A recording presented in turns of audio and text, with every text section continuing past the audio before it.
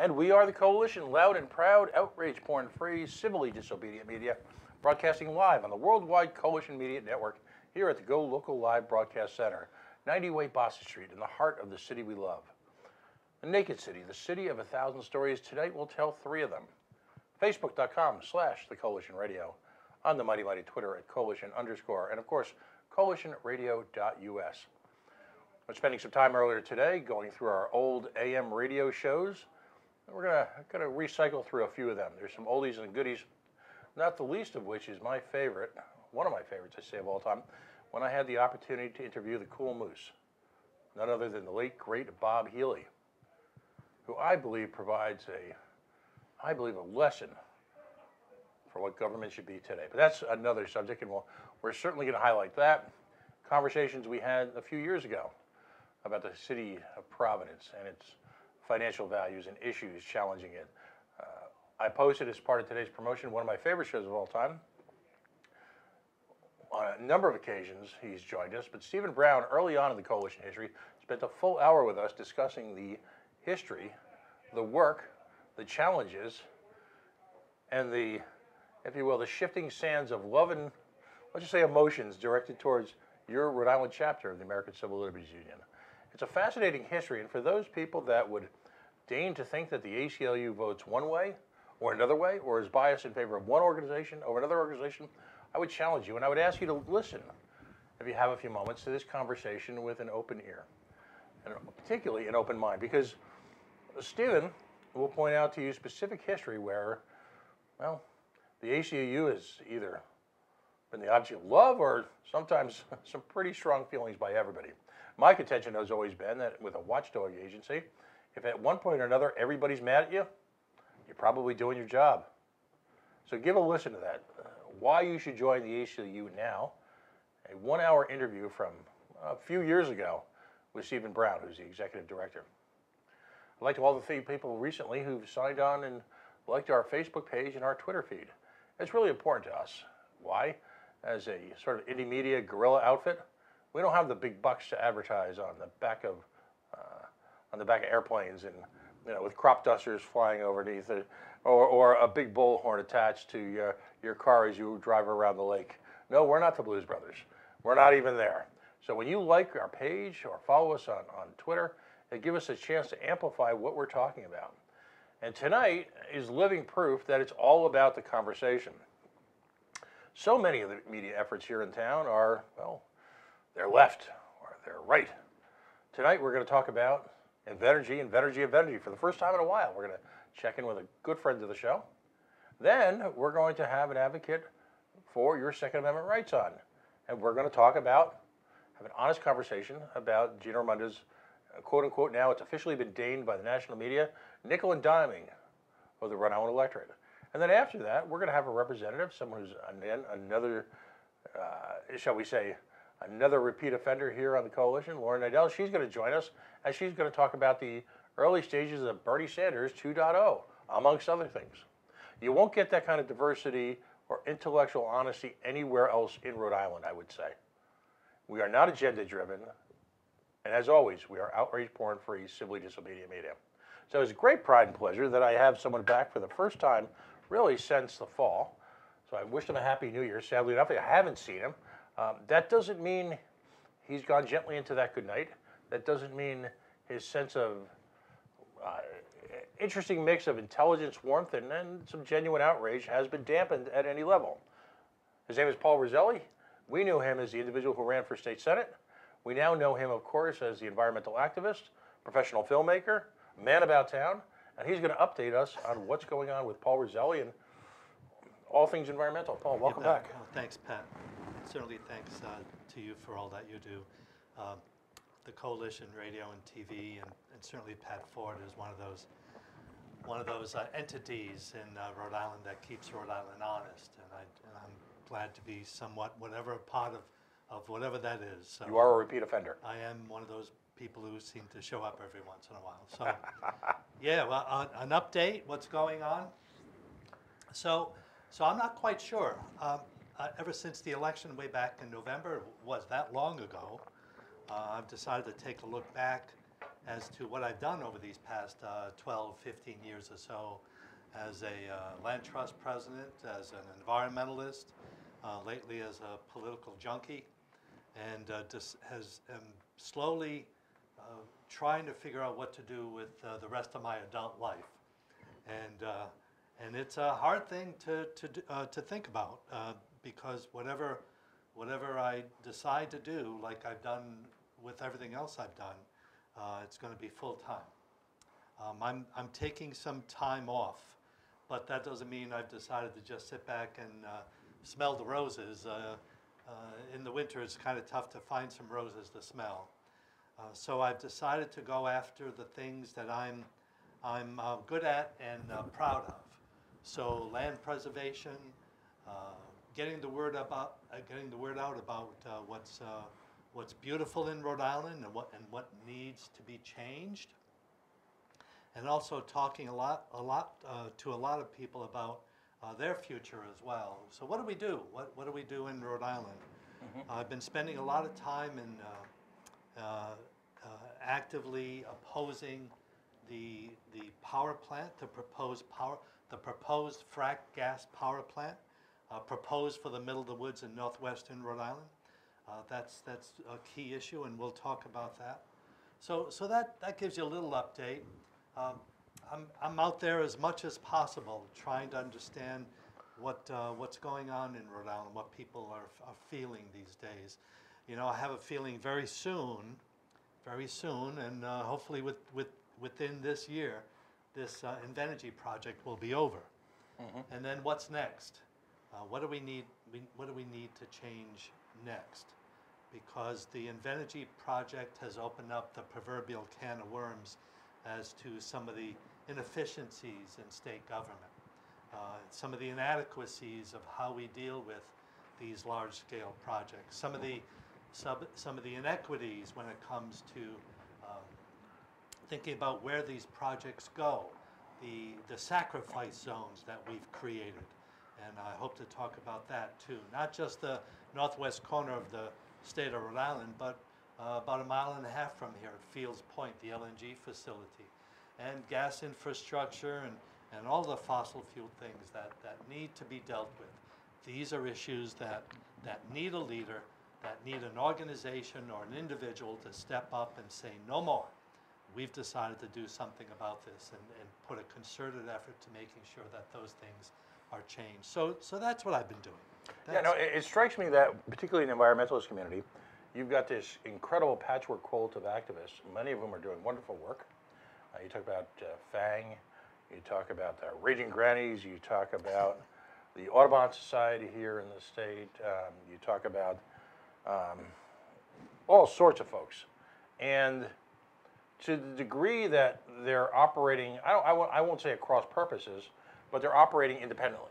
Sure. And it strikes me that for them to be effective, particularly at a level where they're not, it's difficult to say, but I fear, unfortunately, that politics, the tinge of politics, has negatively impacted some of the grassroots efforts, Sure.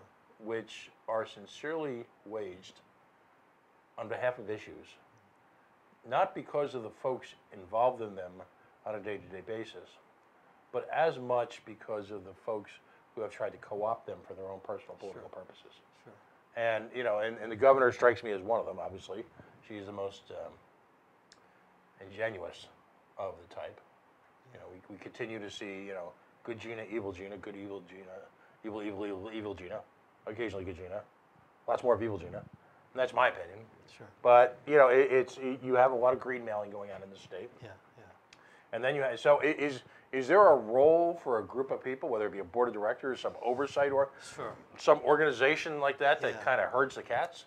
So that's a fair criticism, and I can tell you from a personal experience working with a new organization that is looking holistically throughout the state, of trying to figure out not only what are we doing, who's doing it, but how to bring all of those forces together. And there are a lot of them.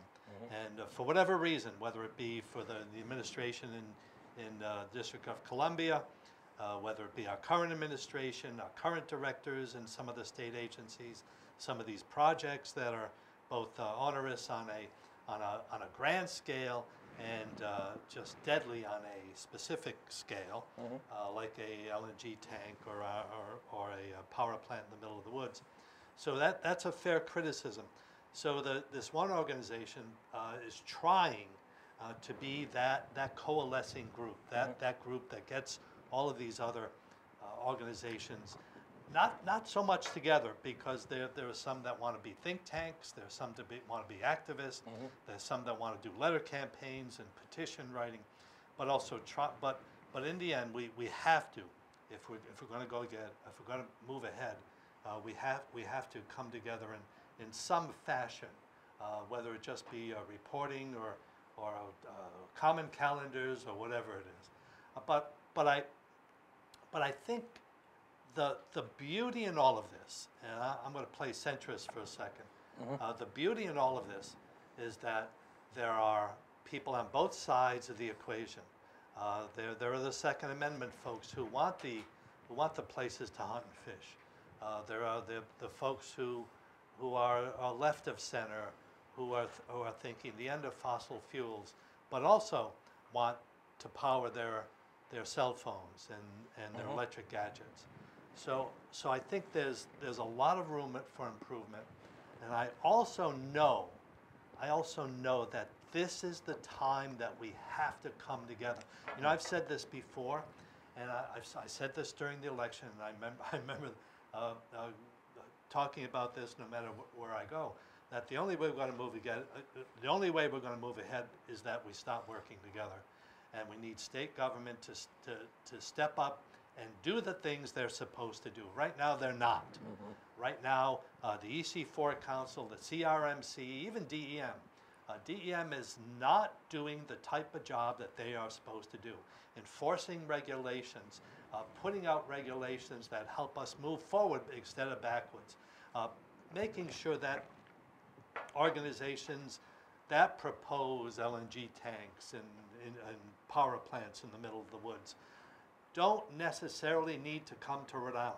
We don't need these things anymore. Our economy has to go towards a different direction. There's no other way. There was I'll jump right into this, the Energy Facility Siting Act, which was a piece of legislation designed to try to update something called an Energy Facility Siting Board. Those are the folks that it's a three-person panel, all appointed by the governor of the state of Rhode Island, that are authorized to do siting and permitting of large-scale projects. Anything over 40 megawatts. These are big-scale projects. 40 megawatts can easily power about 10,000 homes. So you get the idea of the scale of that size. For the last 4 years, those three people on that board have been holding hearings, getting testimony, going both the attorneys for the town of Burrillville, where this thing is going to go or would go, along with the Conservation Law Foundation, have been battling this out. One of the things that came out of this was that we need to look at the Energy Facility Siting Act. Why is it that we're surrounded all throughout New England by panels of 7 members, 9 members, panels that expand and contract depending on the size of the project. And here we are locked into a 1986 law that says that 3 people only, all appointed by the governor of the state of Rhode Island. And if I can use an analogy, they are literally chief judge, they're the jury, and they are the executioner. Well, in all fairness, that's the way the board has been set up.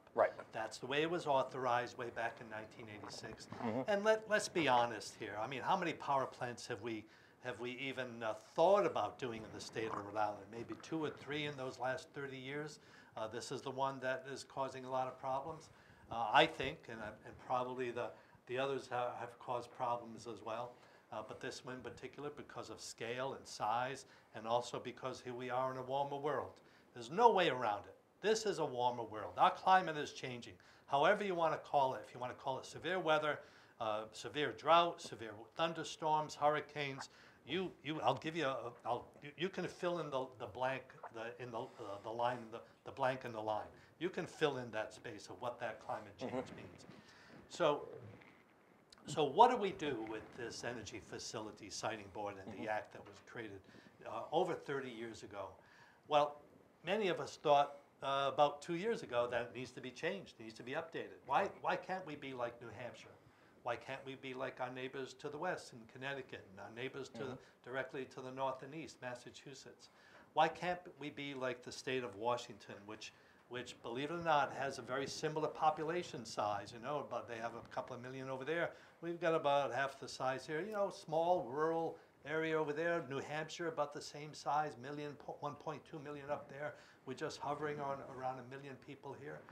They've got in New Hampshire, they've got an Energy Facility Siting Board that has 7 members, subcommittees, engineers, laborers, unions that are on this thing, local host community people, so that there is some direct involvement. There's also a public advocate that's appointed by the Attorney General. Why can't we be like that? What is holding us back? So some of us got together a couple of years ago and asked the House of Representatives here in the state of Rhode Island, asked the House to put together a study commission. I was on that study commission. Right. There were laborers and union folks there. There were town council folks. There were folks from the League of Cities and Towns, a couple of folks from ordinary citizens. It was remarkably balanced. I'm glad you said that, because I felt that way too. As soon as we got there and looked around the room, I thought, this isn't bad. This isn't terrible. This is actually pretty good. We've got a good representation, and not just the host community for the town of Burrillville anyway, but Providence, South County, the East Bay, the western part of Rhode Island, and some of the sectors that, both on the Tech RI side, Mr. Doug Gablinski was there, Michael Sabatoni was there from the Laborers Union. There were, like I said, representatives from League of Cities and Towns, nonprofits, land and environmentalists as well. Amy Moses from the Conservation Law Foundation was there as well. And we came up with what I thought was a good workaround, a good update to the existing Rhode Island Energy Facility Siting Act. And that proposal was put into a legislation. It was sent to the House. The House approved it, unanimous approval. Thank you, Speaker Mattiello, for pushing that through. Representative Cale Keeble, thank you for getting that through as well. In the Senate, we didn't have that much luck. It got to the committee, the Senate House Judiciary Committee, and it died in committee before the end of the session. A few months ago, and it was a few months ago, the bill was revived, and it was sent into our current, with our current legislative leaders, Jessica De La Cruz on the Senate side, and David Place on the House side. It's in the House. We had a hearing last night, and the way the bill is structured, and I said this last night, and I really did mean it. And if you go to the archives of the Rhode Island Capitol TV and you look up the hearing for the Environmental and Natural Resources Committee House on the House side, and you look up the video, what I said for opening remarks was this. This bill says to the rest of the country that Rhode Island is ready and open for business. And that's exactly what that bill says. Yep, we've expanded the board. Yep, there's a public advocate. We're even paying people, if they're not already paid because they belong to they're hired and work in a state agency or a government office or on the payroll of something else. We pay individuals. This bill will pay individuals to be on this board. So if you work a 9-to-5 job, it's tough to volunteer on a board that starts at 9 o'clock in the morning and ends at 5 o'clock in the afternoon. It's nearly impossible. So if you get assigned to that board, you're scared to death of going on because of the income that you're going to lose. But now that's taken care of. If this bill passes, that'll be one of the provisions to get ordinary citizens in the state of Rhode Island on these boards. We've also expanded the role of the Attorney General's office, which I think is a great idea. It puts the public advocacy part directly in the hands of the Attorney General, not the governor's office, not any state aid, not the Speaker of the House or the Senate President, but the Attorney General, who designates an attorney through the Attorney General's office to act on the public benefit. Mm-hmm. The reason I said that this bill is now designed to be to tell the rest of the world that Rhode Island is ready and open for business, because it streamlines the process. It sets into motion one thing that we haven't had so far in any major energy facility, production facility, and that is this thing called a pre-conference, the conference that has before the application is made. And for investors who come to Rhode Island, you don't have to dicker with any of this stuff. You don't have to look at all these different agencies and get a piece here and a piece there. It streamlines the process. It unifies all the state agencies as to not only the process, but the emission standards. And that's very important, because as we're moving towards a warmer world and a more severe climate change world, having a unified state agency approach, knowing exactly where the emissions guidelines are. There are no ifs, ands, or buts. You come, you look at that, and if you think you qualify, mm-hmm. then you start making the and you go through the pre-conference application period. The investor saves a lot of money and time, and for any investor, and gosh, I know all about investors with the business that I work in.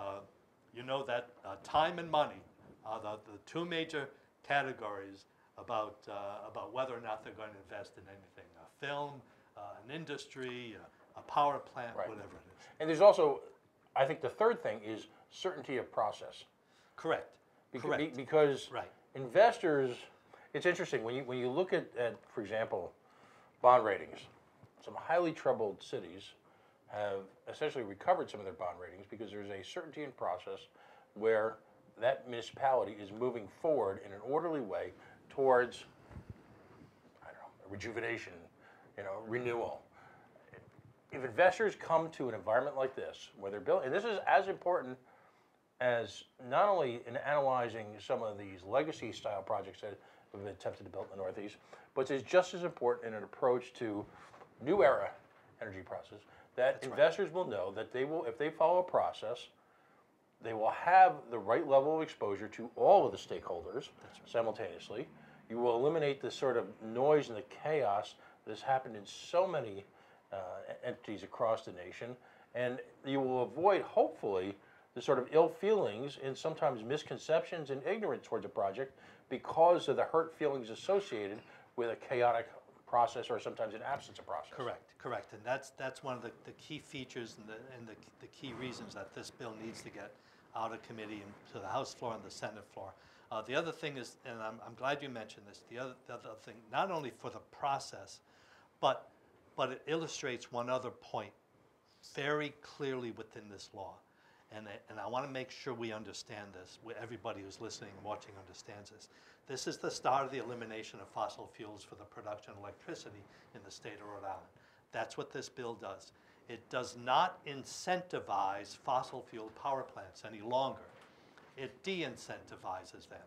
It says that you have to meet emissions, not that we'll give you some exceptions or we'll give you some allowances. Elaborate on that, because that's an important point. I mean, as someone who does not believe in incentives and believes in a truly free market, there are many situations in America where industrialization is I'll call it stealth incentivization. Sure. Where it happens in the background right. through archaic tax structures, for example, oil and gas partnerships, where there's special tax treatment, tax stabilization agreements, all of this stuff that's kind of in the soup and really provides an incentive, but is looked upon by the public as a free market project. Sure. They're not. So maybe if you could elaborate on that, sure. what's happened here. Sure, you bet.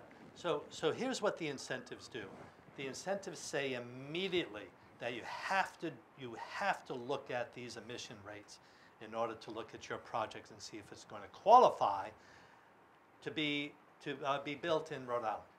So what does that do? And let's be clear, fossil fuels can't meet the emissions rate. So what's left? All the alternatives, all the alternative energy efficiency programs, all the alternative wind power programs, all the alternative solar programs.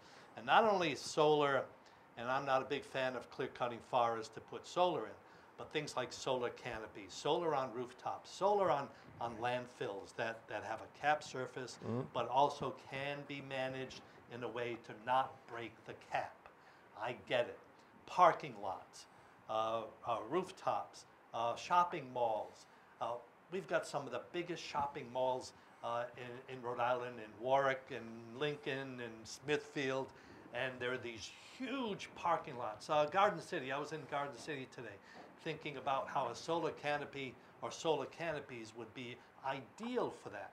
I had to park and then walk about 100 feet to a shop. If it was raining or snowing, I'll tell you, I wouldn't go to Garden City.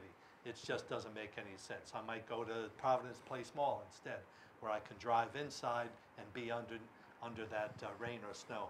But with a solar canopy, you're protected from some of the elements, and you're generating electricity. So those are some of the incentives. In other words, it pushes people, it pushes investors.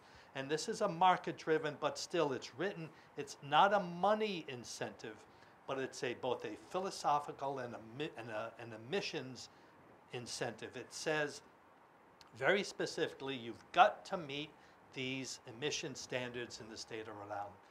And like I said, most fossil fuel power plants, whatever their scale is, cannot meet them. That's why exceptions are made.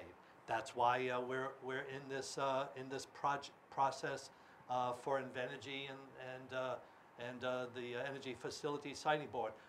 4 years into it, if by some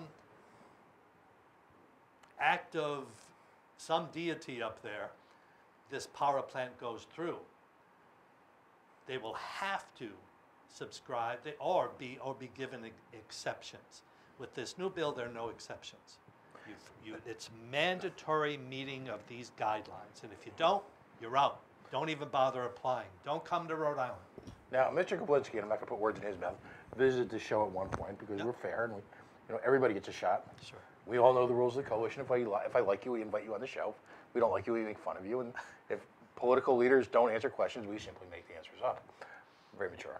So Mr. Kaplinsky came on, and how do you address the recurring? When we get to the next part of the conversation, this is what to me, the big issue facing us. Politics are so polarized at this point, particularly at the national level, so polarized that sometimes it's almost impossible to get one side or another, there's equal responsibility on both sides, to even allow an open mind about an issue because it is inexorably linked to the side that they loathe. If an issue somehow is connected to Hillary Clinton, there's an entire segment of the population that simply, it's like Felix on The Odd Couple, is going to do the, and the reverse is true. Sure. I see equal guilt on both sides. So we'll get back to that, but how do you address to folks the overriding fear that this is going to continue to render Rhode Island to be non-competitive in terms of energy manufacturing costs, as Mr. Kaplinsky would have you believe, or that this is going to drive up energy costs even further? Sure. Because when they look at the Block Island Wind Project, and they see the rates that have been locked into place, ironically by a Republican governor, don't always assume anything. Yeah, Governor Don Kucheri, way back when. Right. How do you overcome those fears, or can you, or Sure. are they fears? Sure. So let's see what has happened in the past 4 years. 4 short years. I'm wearing shoes that are 4 years old, I think. So you know that, well, actually, they're 4 years old now that I think about it. So 4 years goes by very quickly. In those 4 years, the cost of solar, in other words, the actual solar panels, has dropped precipitously. It's about 20% of what it was 4 years ago. The cost of producing electricity from solar panels has dropped as well. The cost of installation, because more people are doing it. And on, the cost of the technology and the infrastructure and the software, and software is a big deal when it comes to solar production. Heat pumps, electrical devices becoming more efficient. We have gotten to the point that we don't need this power plant. Not that we don't, well, we don't need the power, and we don't need the power plant. Just in 4 short years, this power plant would produce a gigawatt of electricity. We don't need it. So let's go to the windmills off of Block Island, which we're getting some pretty good rates for, and locked in for about 20 years. The offshore Vineyard wind or the offshore wind that'll go between Block Island Sound, Long Island Sound, that area around there is coming in at a much reduced cost. Hydro looks like it's coming our way from Quebec City and the Quebec, Canada area, and that has some implications for indigenous species, indigenous people who are being flooded out of some of their indigenous lands. We have to look carefully at that, and if we want to subscribe to that and buy into that. But I think what Mr. Gablinski is challenged by is looking at the picture, looking at all of this and saying it's going to be the same in 4 years or 5 years or 20 years. It's not. It's not. Had a discussion with an individual last night about cars and how the electrification of cars would drive up the cost of lithium, and how lithium is such in terms of mining it, resourcing it, is a really incredibly land-intensive type of process to make lithium batteries. And I said, you're looking at this because you're thinking that today it's going to be the same 5, 10, 15, 20 years from now. It's not. Just the same thing 4 years ago. 4 years ago, if we said, everything's going to be the same, prices are going to be the same, market forces are going to be the same, we'll never be solar and wind will never be cost effective. Just not true. For a libertarian as yourself, you must be jumping up and down to hear that market forces have shattered the fossil fuel industry. The only reason that they're still alive is because they get a tax credit, because we give them a subsidy, because it's written into the tax laws. If that subsidy went away tomorrow, they couldn't compete. They can't compete.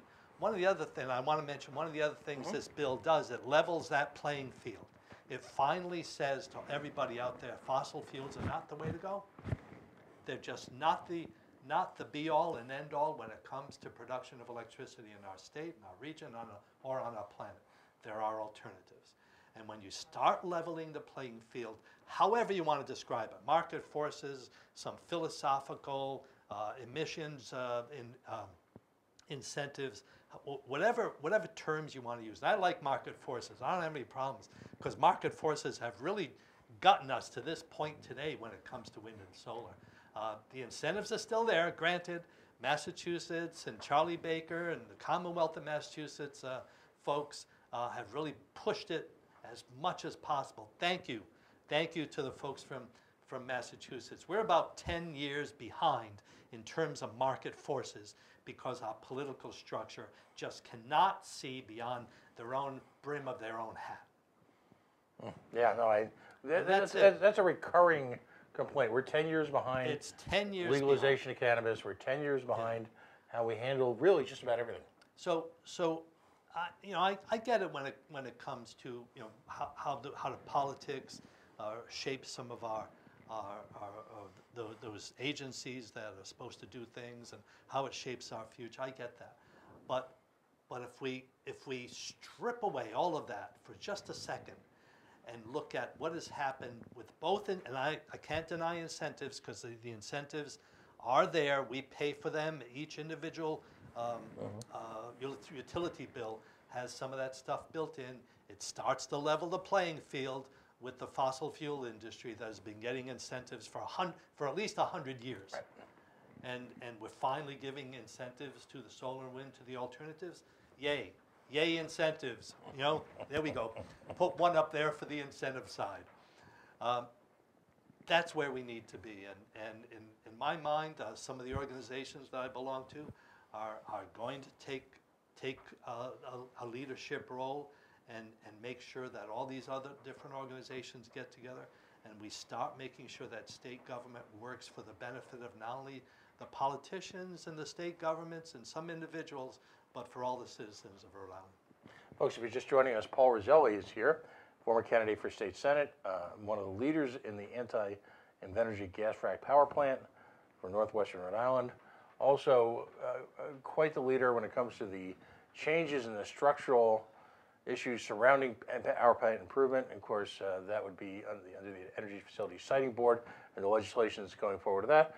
And then I would describe him as a visionary in his assessment of the needs of Rhode Island to move away from, again, let's be intellectually honest, a subsidized frac gas-based, oil, coal-based power grid, and towards a, ostensibly, as he would argue, a more modern, now as economies of scale are gained, more cost-effective way at powering our grid here in the state of Rhode Island.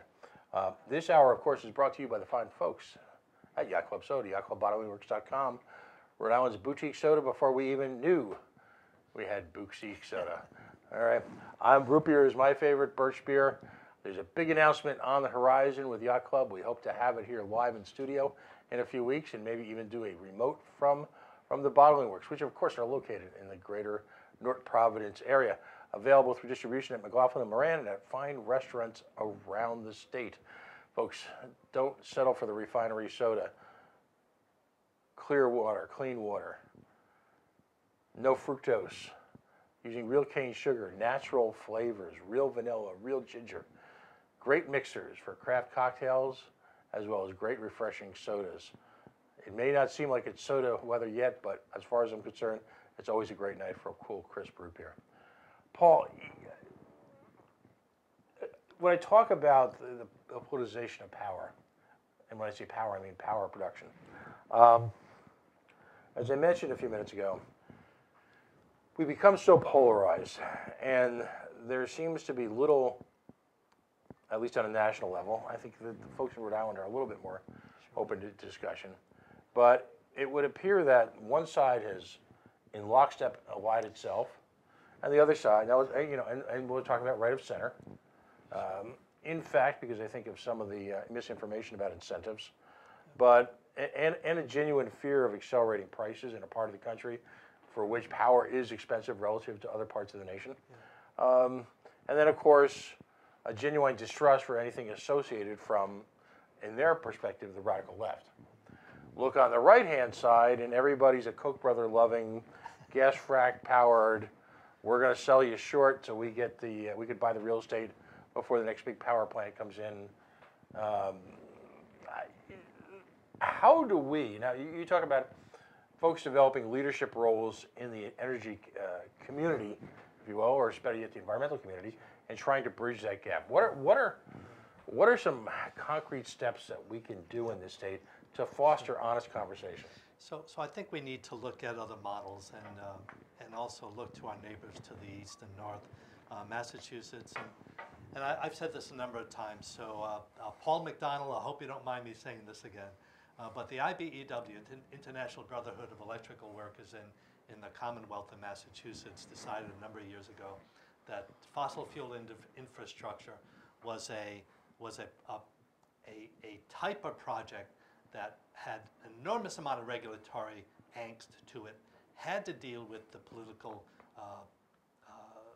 fervor of that particular time, had to deal with the environmentalists, had to deal with the Conservation Law Foundation and other entities that would sue it, that would sue whatever it is, no matter what whether it's pipes in some of the inner cities, whether it's a liquefied natural gas facility along the coast in Boston, or whatever it was. So they decided to start to de-emphasize those types of projects and emphasize the projects that had a quick return.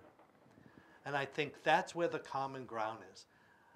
I don't have any issues with laborers, carpenters, electrical workers, plumbers, pipe fitters. I've developed over these last couple of years some good relationships with the folks at the Rhode Island Carpenters Union, the electrical, the IBEW in Rhode Island. Tried as much as possible to get to talk with the laborers and other folks to get them at least in the room and just chat, because I know there's common ground. I know there are things that we have in common because of the way they vote.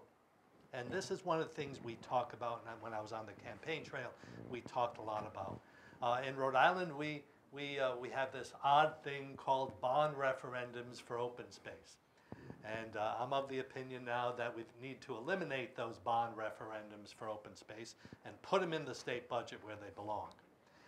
And the reason I say that is because historically, ever since John Chafee started the Green Acres program in the 1960s, Rhode Islanders have approved open space and recreational bond issues for the purchase of, or the improvement of, or of open space, agricultural lands, agricultural preservation, farmlands, the things that characterize Rhode Island historically, that sense of place, that bucolic charm that we really like and enjoy here.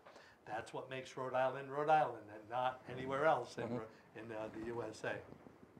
And this last election, I'm sure you looked at it, over 78% of the voters who voted to approve those open space bond referendums. 78%.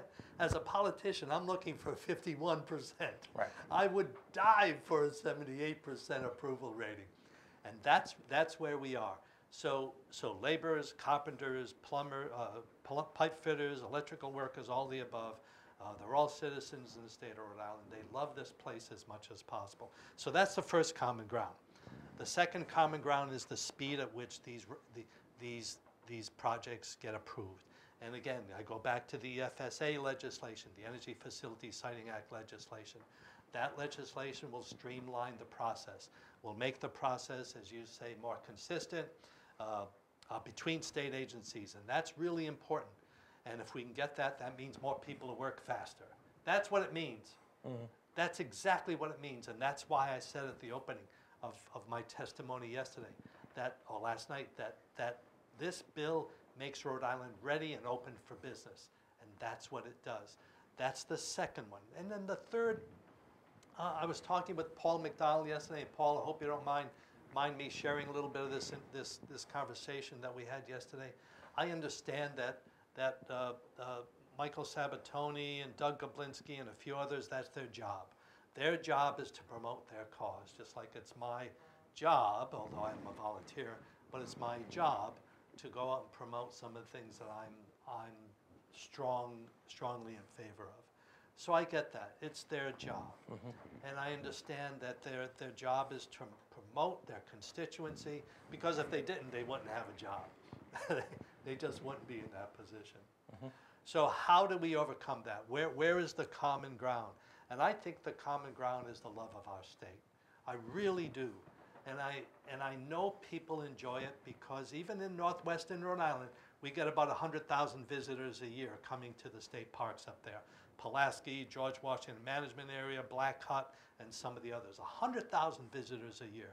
Actually, last year, I know it was more. It was around 110, 112,000 people coming, because the air is clean, the water's fishable, you can still go splash around the ponds, you can camp at night, you can get some firewood, make a fire, do all the things that parents love to do with their children, tell stories, look at the stars, catch a fish, whatever it is. And that's the other common ground. And when you start talking with individuals from all the different segments, whether it be the unions, or the political, the nonprofits, the NGOs, the enviro folks, whatever they are, that's the common thread that binds us all. That needs to be talked about. That needs to be discussed more. That, and in small groups, whether it be coffee or tea or whatever it is, talk about this love of the land, because we all share that. I don't think any one of us would ever suggest that we want to demolish the arcade downtown Providence. I don't think any one of us would want to replace Slater Mill with something else. I don't think any one of us would go to South County and say that we want a city or a high rise.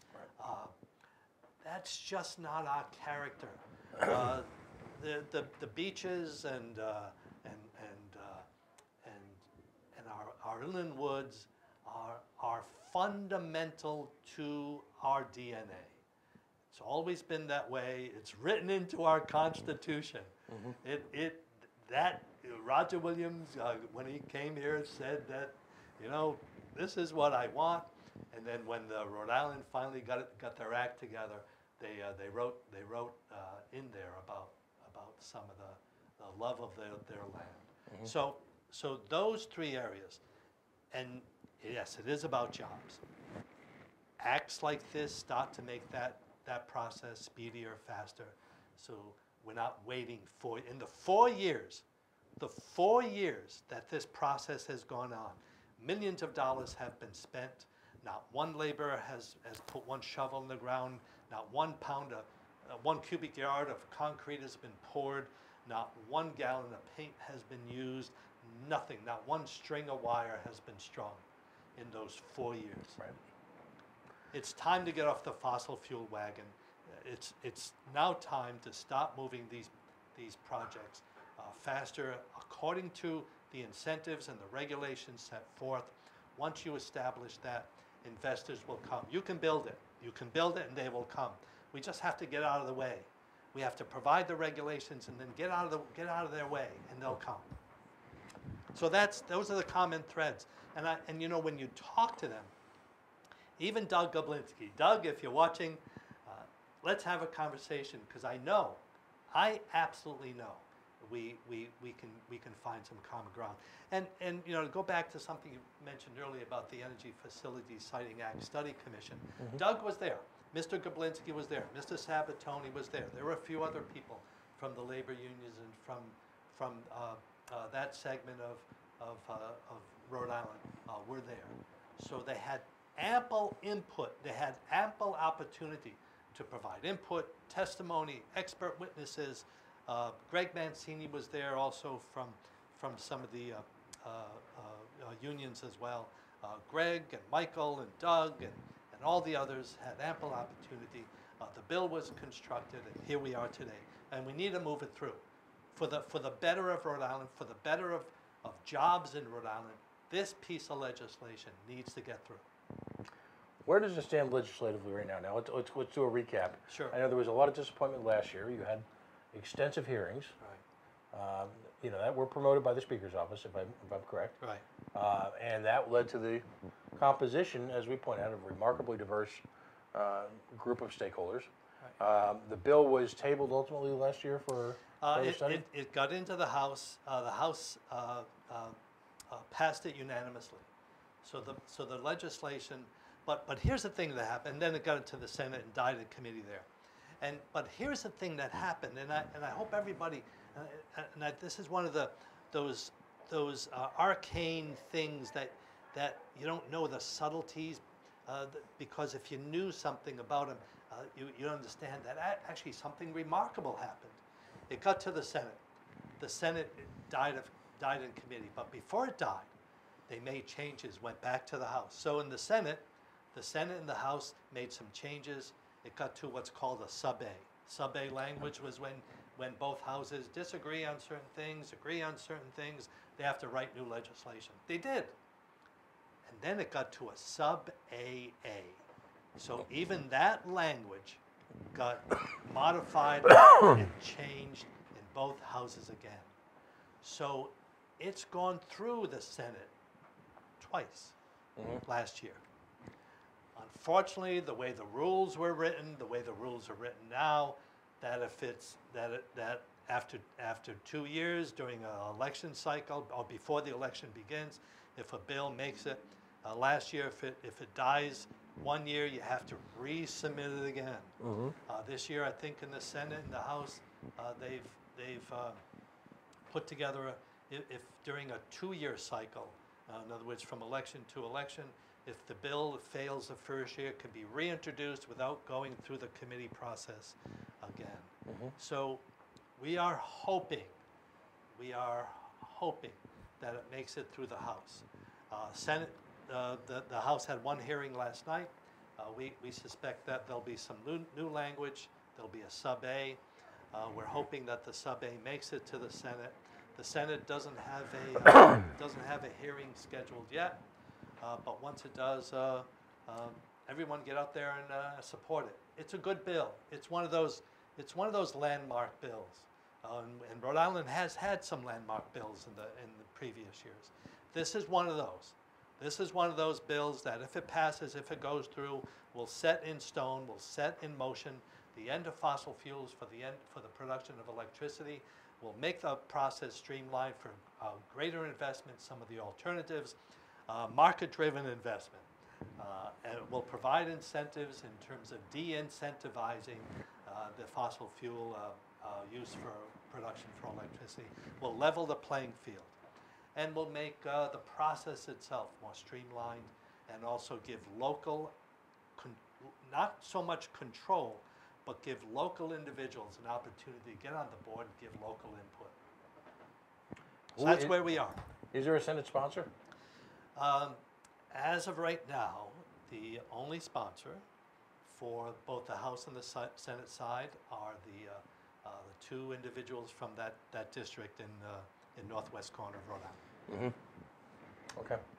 So there is work politically to be done yet, but this is the time of year when you start to beat the bushes and you start to make the sausage. There, like you said, things you never want to see being made. One is television, the other one is sausage. But you enjoy it. Maybe you enjoy the results. I don't know. So we got to beat the bushes. So we've only got a few minutes left. We have about 10 minutes left. Let's talk about Invenergy. Yeah.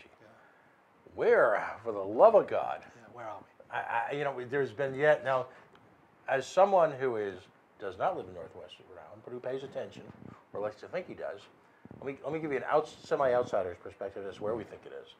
There was another set of auctions that Invenergy continued its losing streak. Right. There doesn't seem to be any commercial interest whatsoever in buying anything that they have to produce. Sure. From an outsider's perspective. Sure. Where does it stand? Yeah. You and I started this process 2 or 3 years ago. That's right. And yet, here we are. Yeah. Where are we? So where are we?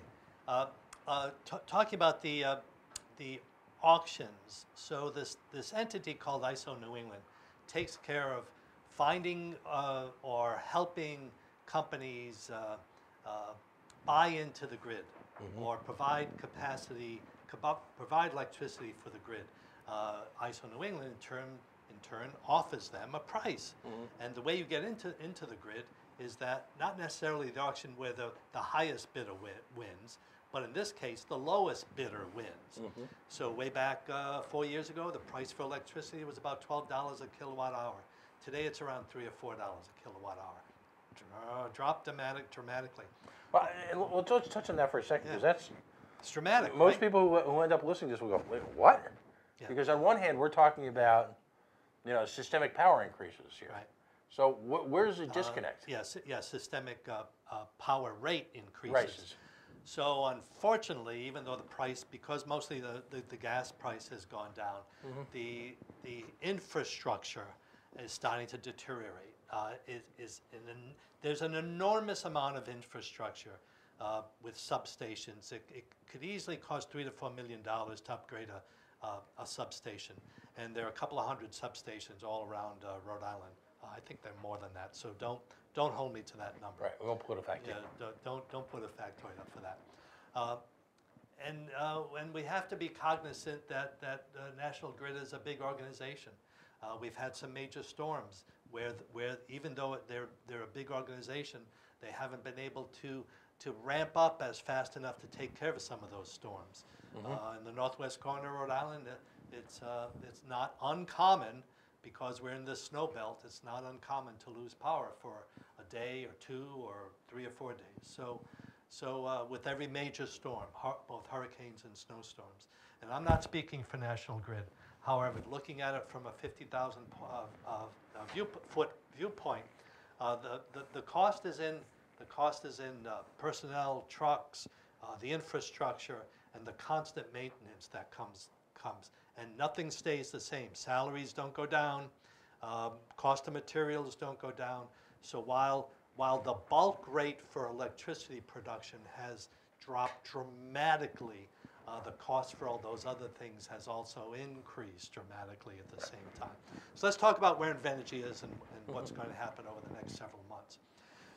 Right now, they're in the Public Utilities Commission Energy Facility Siting Board is in this, what they call the final hearings. This is the time that the opposition and the supporters all get together. They bring their expert witnesses, they provide expert testimony, they talk, they question the witnesses as to the validity of their expert testimony. We've gone through so far expert testimony that has to do with need, sound, location, environmental impact. Over the next several weeks, we'll go into air emissions, water quality, physical structure, and a few other things.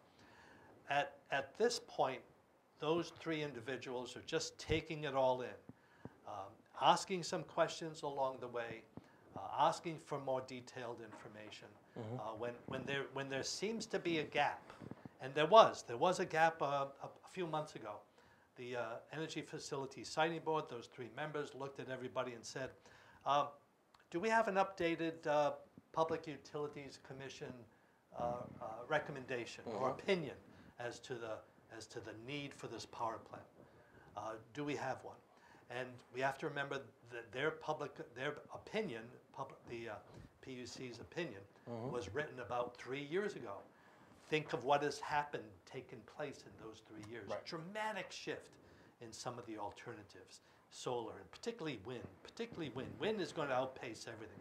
If now that the fishermen are working directly with the wind company, those issues are going to be solved, or at least mitigated as much as possible, and that project is going to get going.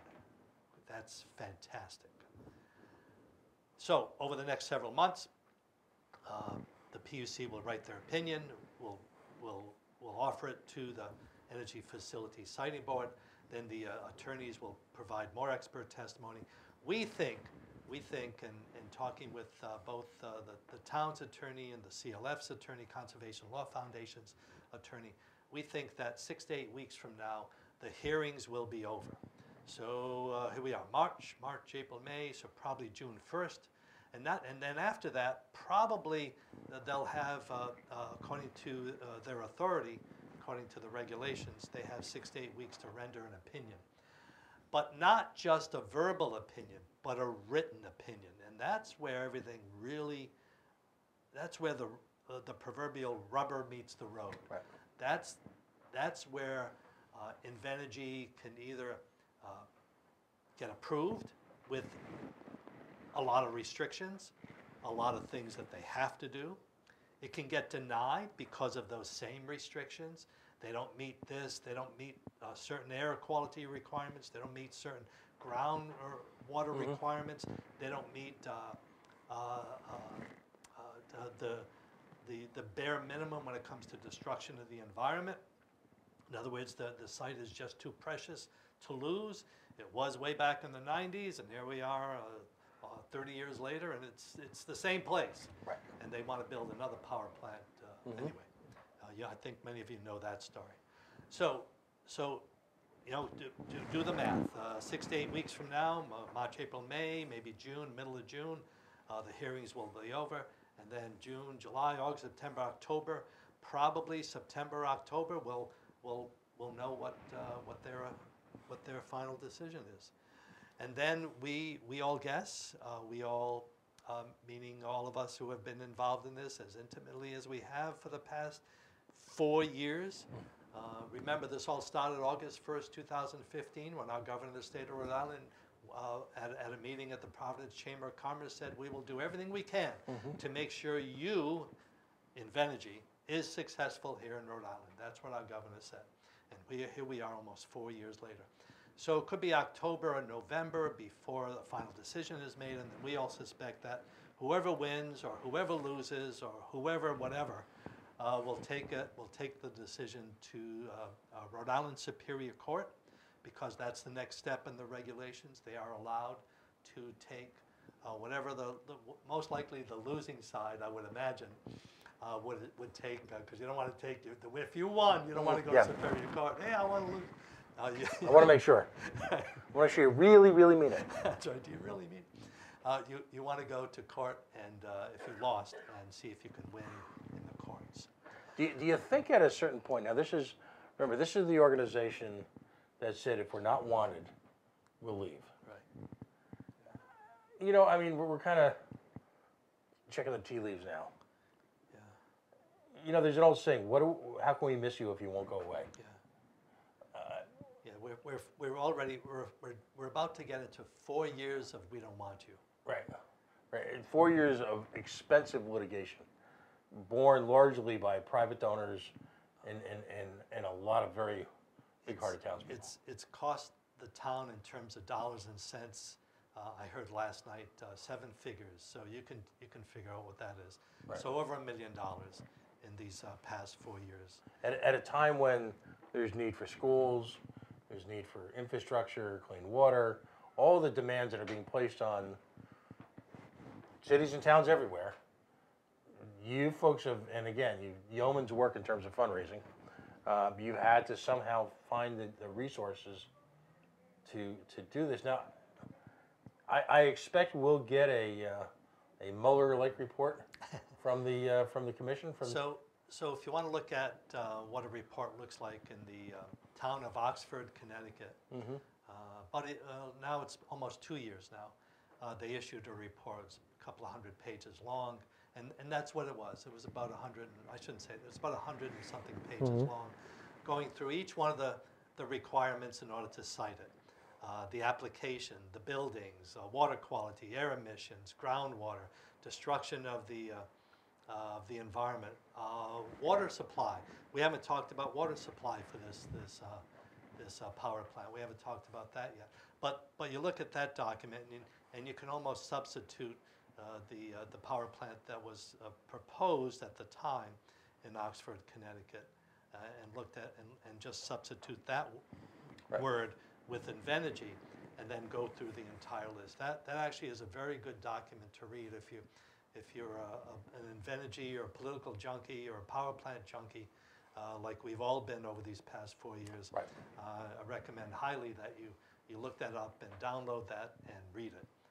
It'll give you some idea of what to expect with the Energy Facility Siting Board. Wow. Yeah. It's come a long way. Long way, 4 years and counting. And I have a feeling, historically anyway, with Superior Court in these types of cases, could be anywhere from they can decide to hear the case immediately, and they might, or if it gets on a calendar along with everything else. Right now the calendar suggests that could be a year from now. So we could be into the 5th year before a final decision is made. Wow. Babies will have been born and families will... Restaurants will come, restaurants will go, companies will start up, will disappear, yeah, and people will be working. And the circle of life can continue, but Uncle Ronnie's will still be there. You know, still serving the best chicken in Rhode Island. Yikes. Well, So that's where we are. And that is precisely where we are as of the next scheduled hearings. I think are not this coming week, but the following week, and they'll get into the emissions, water quality. We'll start talking about that. Right, and at this point, I guess my last one, you alluded to it briefly. Yeah. One of the most hotly contested issues throughout this entire odyssey, I think it officially qualifies as an odyssey now, has been the water source. What are they claiming is going Yeah. to be their water source Sure. now? So I'll bring you up to date, which is we don't know, and I'm not sure Invenergy knows. Conservation Law Foundation, Town of Burrillville, and the Attorney General's office in the state of Rhode Island, under Peter Kilmartin,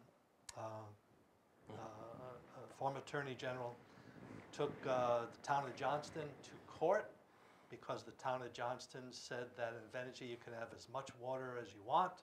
There's the spigot. Just hook up a meter. It's all yours. You can truck it from Johnston to Burrillville. Have yourself a ball. Many of us looked at that and said, well, wait a minute, where is that water coming from? It's coming from the Situate Reservoir. It's coming from the Providence Water Supply Board. Many of us, including the attorney from the town of Burrillville, Michael McElroy, Conservation Law Foundation, Jerry Elmer, and Peter Kilmartin looked at all of that and said, well, wait a minute, that's not what the 1915 Providence Water Supply Board law says. It says you can use water within the municipal borders for cooking, bathing, and for washing your body, whatever.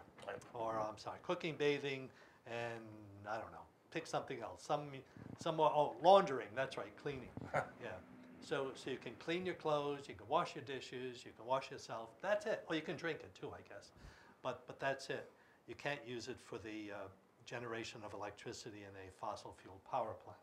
Didn't specifically say that, but it implied that. Right. So these three attorneys took town of Johnston to court.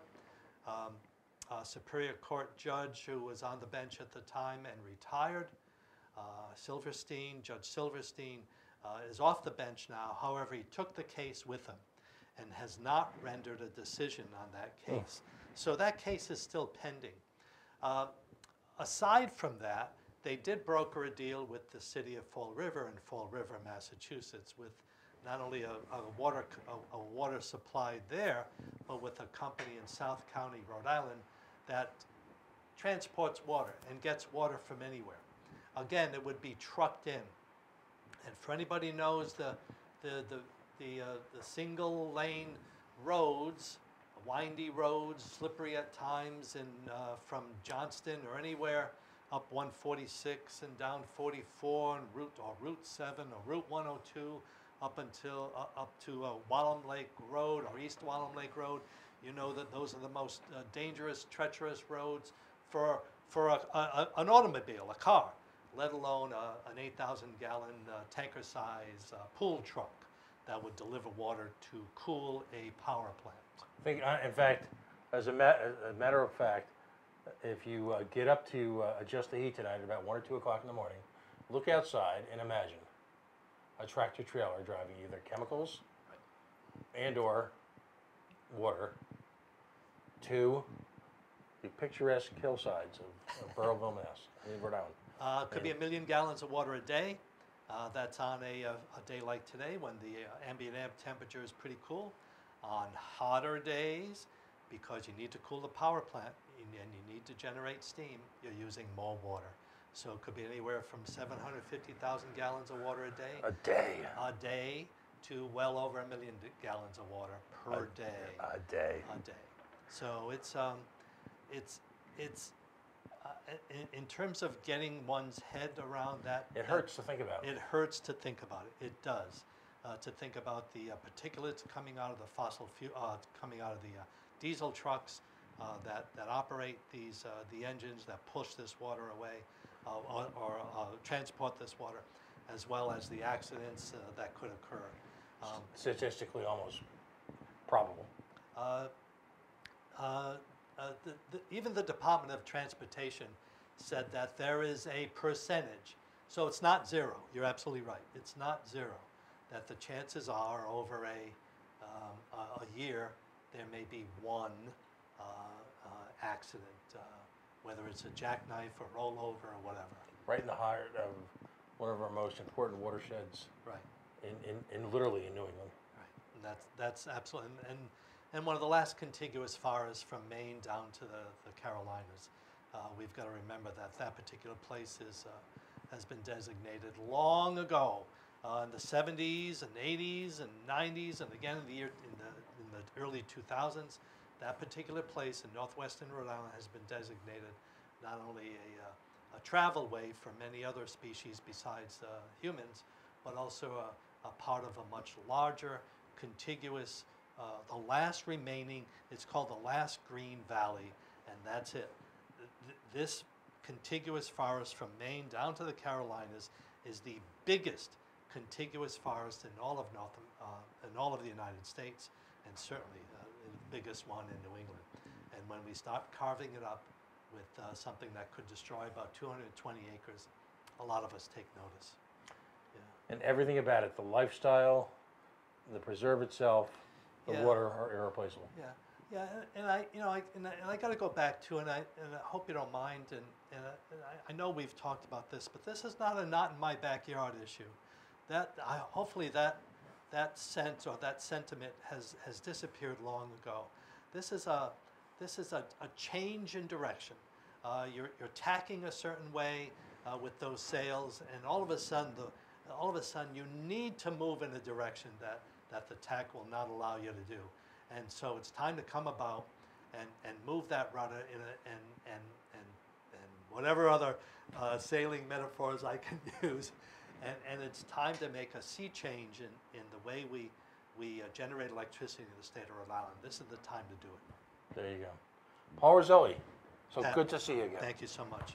Joining us live here on the Coalition, talking all things Burrillville. Burrillville, as we like to say at this moment, we are all Burrillville, and we are all Rhode Islanders together, which is why we need to have a brutally honest conversation about all the issues that we've touched on tonight.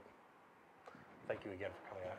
Let's not be a stranger for this long, because you know, as we see energy, whether it be the factionalism, hopefully will start to go away. As we see energy policy being developed, I know that you're going to be deep in the heart of it. So we are grateful for you to spend your Friday evening here with us at the Coalition to kind of bring it out to us regular folks to give it sort of the exposure, the light that it so desperately needs. Folks, we're going to take a very quick break right now. Joining us in the next segment tonight, we are politically diverse. Brenda Jacob is going to be talking about last night's hearings at Halitosis Hall, i.e. the Rhode Island State House.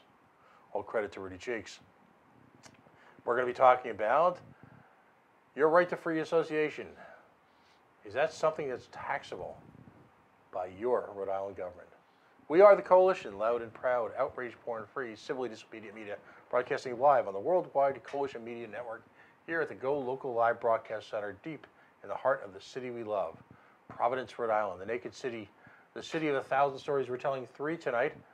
Listen, the snowpocalypse, the latest version of it, is headed this way sometime in the middle of the night, so there's still time. It's early evening to get out, enjoy everything that the city of Providence has to offer. Facebook.com/The Coalition Radio, on the mighty Twitter at Coalition_radio, and CoalitionRadio.us. Where over the coming weeks, we're going to grab from the archives some of our older programs and give you an opportunity to both to listen, perhaps smile, but also reflect on the issues that we discussed 2, 3, 4 years ago and where we stand on them right now, not unlike important energy issues like Invenergy. Stay tuned, folks. We'll be right back.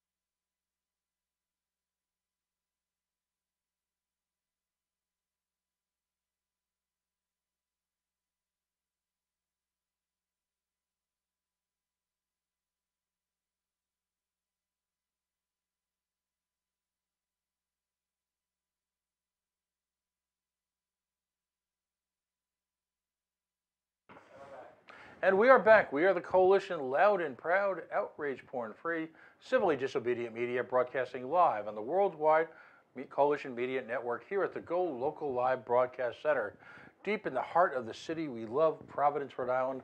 As we always say, the Naked City, not just because the Foxy's back up and running, but there are always 1,000 stories in the Naked City. Tonight we're telling 3 of them.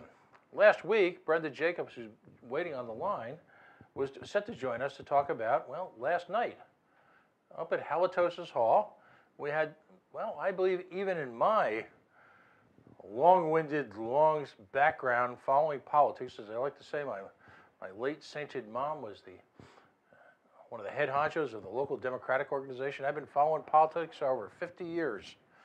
So it's like most typical Irish-American babies, you heard about it at the nightstand. But I've never seen anything like last night, because last night we literally had 2, I call them birthrights, the right to free association, the right to bear arms, 2 constitutional rights on a federal level, 2 rights at the state level, be literally subject to an honest attempt, I'm using that word loosely, to tax them. The notion that as a state we are so desperate, both on a financial and philosophical and moral basis, that we would attempt to tax dues. The most basic way that organizations of all types, religious, civic, personal, as one person noted, Amazon Prime, that we would attempt to tax that, to me is so fundamentally evil that, well, I had to talk about it.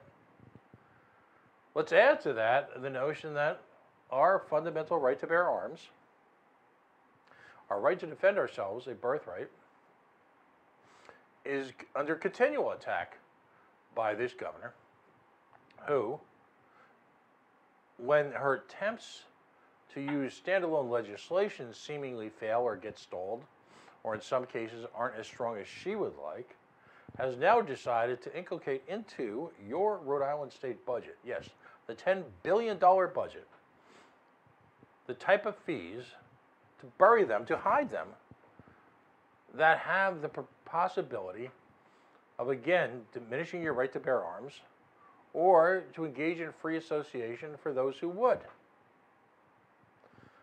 In a state where we, every day, and you have to be of a certain age to get this cultural reference, we play Can You Top This? It's a reference to a 1960s television game show. And yet somehow every day we manage to, yes, top that. This leap of logic is so astonishing that even I'm appalled. And I'm pretty unappallable, if that's in fact even a word. So joining me for the very first time, we're going to take another shot at this. We had some technical difficulties last week, is Brenda Jacobs. She is with the Rhode Island Revolver and Rifle Association, an organization that, and I'm going to let her describe it, but if I can just throw an idea, is sort of an umbrella organization for folks who are involved for a variety of different issues, or a variety of different reasons, all legitimate, simply because they want to be involved, with the use of firearms in sporting across the state. Brenda, first of all, it was great to meet you up at Halitosis Hall this week, last night in particular. Great to meet you too. I applaud your testimony. I continue to be astonished at the commitment that folks in the 2A community, as it's called, have towards acting as a watchdog on people's fundamental rights at a level that you would be hard find to match here in the state. So thank you for joining me tonight. Thank you for having me. So let's talk about last night. In a sense, let's handicap it for a bit. What laws were up for consideration last night? What was supposed to be the focus of the conversation? Well, the first thing is this isn't the norm for us to be involved in the budget process. So this was uncharted territory for us. Mm-hmm. So what actually happened is they pulled articles from the budget, and they were holding hearings on these budget items. So we were up there because they were adding regulations and fees to firearms dealers. They were adding a tax to the gun clubs, well, to all clubs essentially.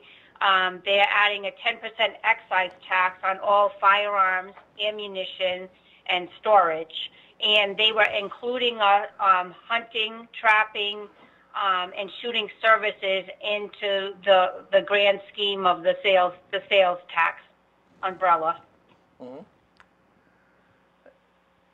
In a very real sense, when you look at a $10 billion budget, what type of money are we talking about as a percentage of the budget? I mean, suffice to say, I don't think we're talking about overwhelming money, are we, on a grand scale? No, and they broke it down. They think they're going to get like $1.1 million. Like, I don't even know where they even start looking for those numbers. And also, like, but before we even get started, under federal law for the Pittman-Robertson Act, we already pay an 11% tax on firearms and ammo, and that goes into the state and helps to fund DEM and conservation and habitat rehabilitation. So, and that usually is around $1 million a year. That money comes just from sales on, from the gun community. And then, of course, we pay our 7% tax, which goes into the general fund. So we're already paying 17 to 18% on all of our purchases. So I really think we pay our fair share already. And I know that the Pittman-Robertson money, that goes towards things like Arcadia and hunter safety and firearm safety and land preservation. So that's already benefiting the community. It's not just money that's just going to be spent wherever they want to spend it. It has a specific purpose. Right. So let's be very blunt here. The purpose of this money has little to do with raising money, is it? We proved it. They actually, our reps did a great job last night because they pressed them to the point where they came out with the ban word, which is the word we all know that's behind this. And the other interesting word was the negative externality, that we're such a risk to the community that they feel that we need to be taxed. Is that not the most outrageous thing you've ever heard? Negative externality. Now, yep. Let's talk about, and put this into context. As I've toured a number of I'll call them gun clubs, but they're really much more than that.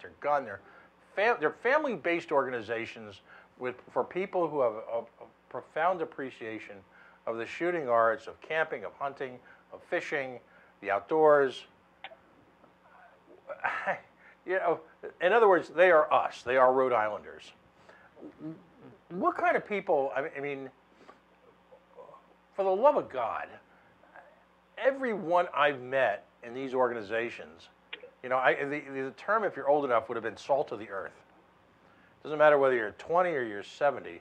If you're salt of the earth, that means that you're typically a working family, all the issues challenging working families, and yet you belong to these wonderful organizations that, number one, are stewards of the environment, because all of the ones that I've been to spend a significant amount of their fundraising, their dues, on the local environment.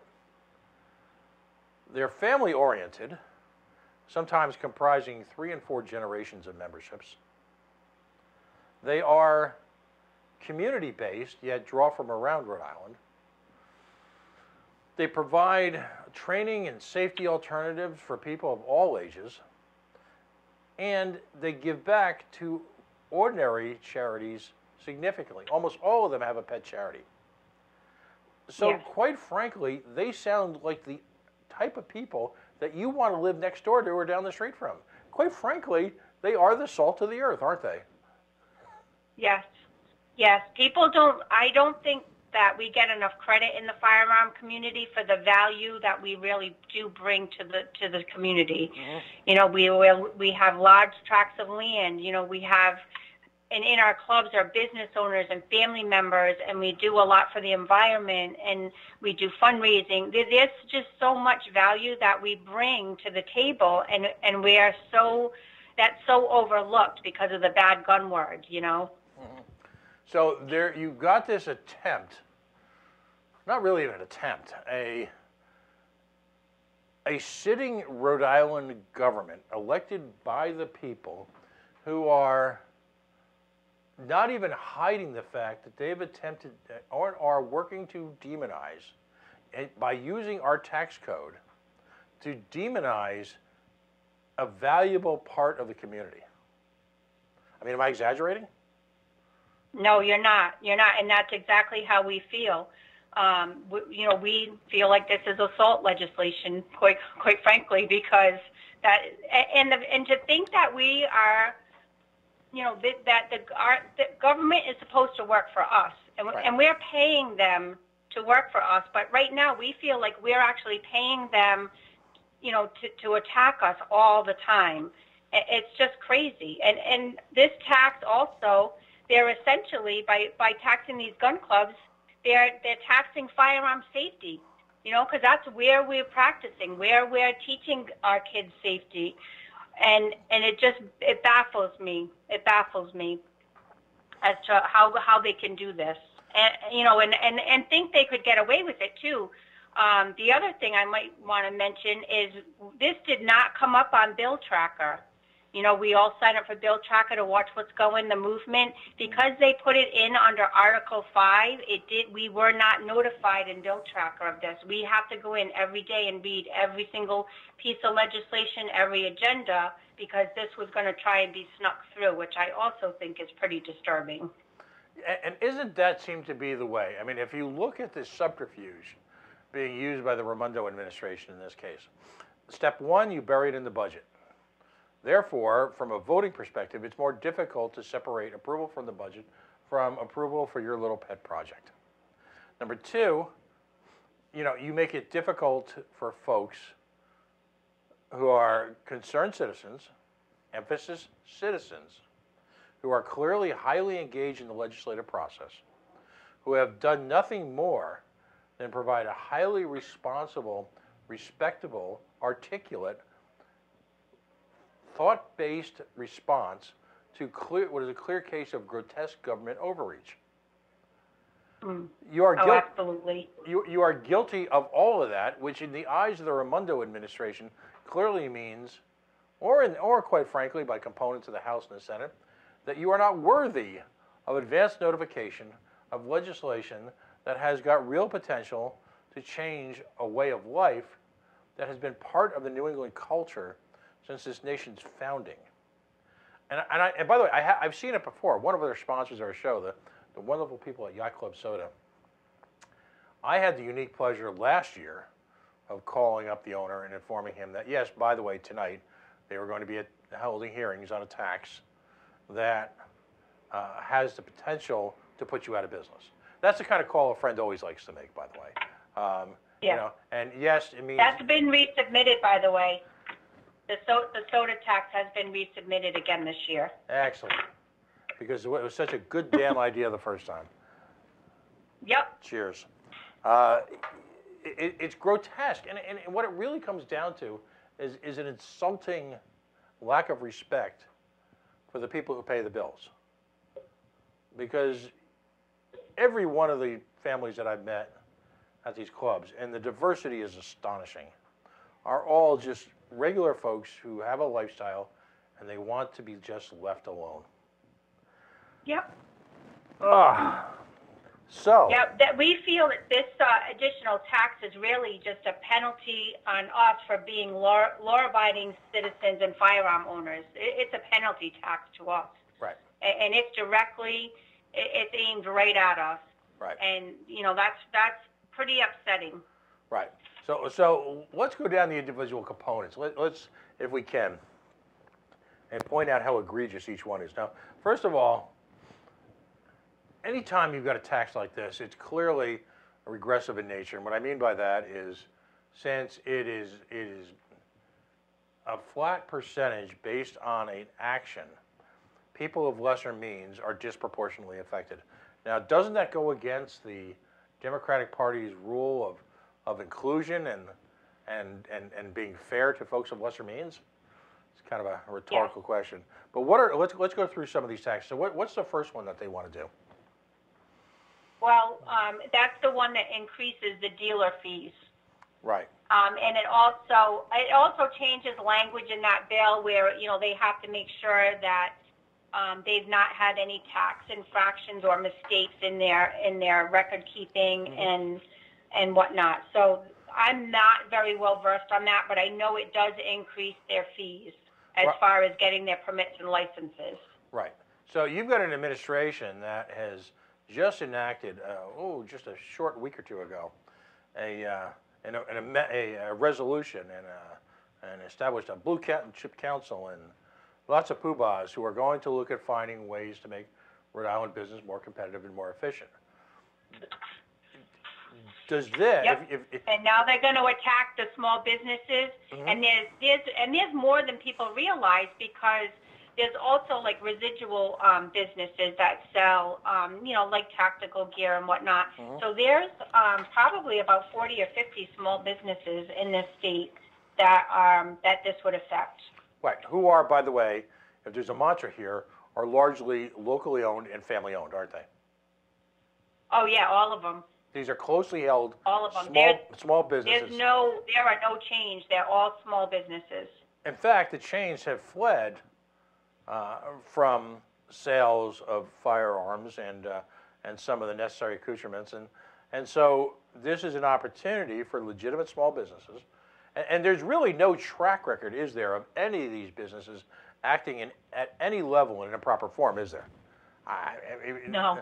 I mean, none of these businesses, again, have any sort of reputation for doing anything but observing the law. Am I missing anything? I don't seem to remember. No, you're absolutely right, because you got to think about this. They already don't like us, so we are under a constant microscope, constant. Right. So we make sure we dot every I, cross every T, because we know what the repercussions are going to be if we're not, doing everything perfectly every time. And I'm talking documentation. The level of scrutiny and the level of administration, if you're a small, family-owned sportsman's business that includes firearms, is astonishing. Background checks, documentation, the level of sales reporting. They don't make it very easy, do they, to engage in legitimate commerce? No, they make it as difficult as possible, to be honest with you. Right, so you've got great family-owned, locally owned businesses here in Rhode Island, many of whom have been in business for more than one generation, keeping the business home here in Rhode Island, already paying for confiscatory fees.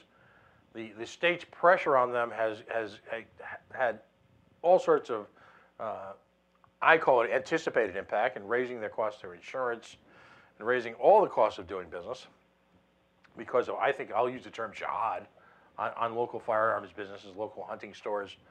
And yet,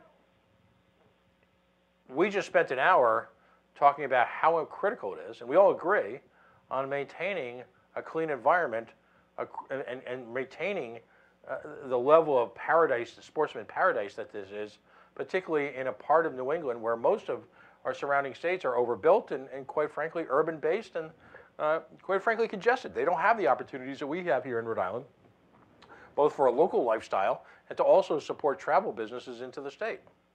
Right. All right. So you've got that. What's next up on our hit parade today? What's the next tax that they want to hit us with? Okay, so then the next one is the tax, making the club dues taxable, which means any club, organization, or association. So now that's a slippery slope there, because we did, one of the reps did question them last night about that, and they wanted to make sure it wasn't just gun clubs, or is it just gun clubs? So they kind of skirted around that issue. They're like, well, the language down further in the bill does single out just gun clubs. But if you read that sentence clearly says all clubs, organizations, and associations. Now, that's a slippery slope, because even if it is going to be directed just as gun clubs like they claim, but I don't believe them, isn't that going to set a precedence? Now, next year, is it going to be your golf clubs? Is it going to be your yacht clubs? Is it going to be your Boy Scout troop, your soccer club, your book club? You know, like it's opening a door to something that, you know, it's a very slippery slope, you know, and it's a dangerous slope to be on. Not to mention, if it is just gun clubs, then they're singling out one group of people. Right. And this is where, to me, it's most offensive. And always remember, for folks who may say, oh, you're exaggerating, this is a state that literally, and my good friend pointed out, this is a state where you've actually had the state of Rhode Island perform an intensive series of audits on funeral home directors.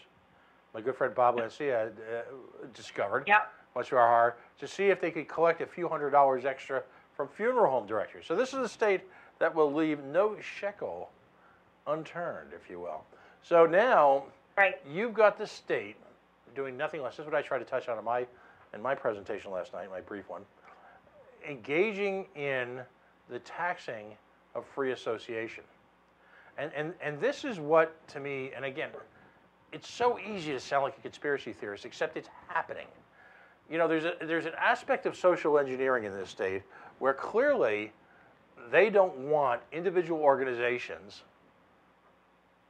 to either A, operate unfettered, simply because people want to gather and engage in a joint mutual hobby, and B, they're a mixed desperation to maintain the cash machine that is the state of Rhode Island. So there's a bias against organizations being able to be freestanding, and in doing so, you strike really a dagger in the heart of volunteerism, of organizations engaged in civic pride. And what does that mean? If these organizations, for example, any one of a number of wonderful gun clubs who actively contribute to local non-sporting charities, don't do it, then guess who gets to do it? The state. And so what you have then is the state slowly eating like a twisted version of the Cookie Monster, literally eating up increasingly larger parts of the economy so that we can become more beholden to and more responsible to and more controlled by the state. And for everyone who thinks, I mean, I'll ask you. I mean, we just met a few weeks ago. You know, you impressed me as someone who's just incredibly diligent, incredibly articulate, someone who just works very hard on behalf of a lot of people that she'll never even meet. So you just met me, and am I out of bounds here? Am I exaggerating? No, you're exactly right. The other thing about this dues tax that concerns me is, you know, if we're going to be under the scrutiny of the Division of Taxation, right? And we all know how much our governor loves the firearm community. She loves us. So you can bet money that we are going to be under extra scrutiny. Now, when we get audited for tax audit to make sure that all of our members are paying their dues tax, does that mean we're going to hand over our membership list to the state? That's also, I believe, is against our constitutional right, because I don't want to ever have to hand over my club membership to anybody, because that's private business. Right. So what you're literally talking about is and this is the evil. I won't use evil genius because it's that serious. But the twisted part about this is, to me, this is nothing less than a backdoor attempt to simultaneously monetize the sporting community while at the same time developing a gun database without calling it a gun database. Yep, absolutely. And that that's worrisome, too. Mm-hmm. So there's a lot of different tentacles that go along with that dues membership. Right.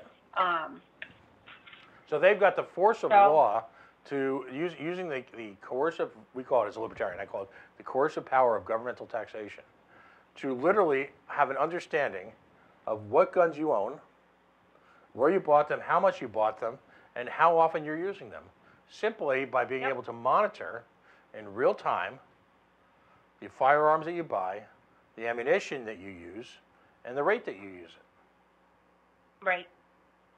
Yes, because if in that bill, it also says that you have to, the stores have to calculate that new tax on a separate line. So every receipt, they're going to know that you bought firearms or ammunition. They're going to know because they're making them actually put a line item in for that 10% tax. Right. That's despicable. Yeah.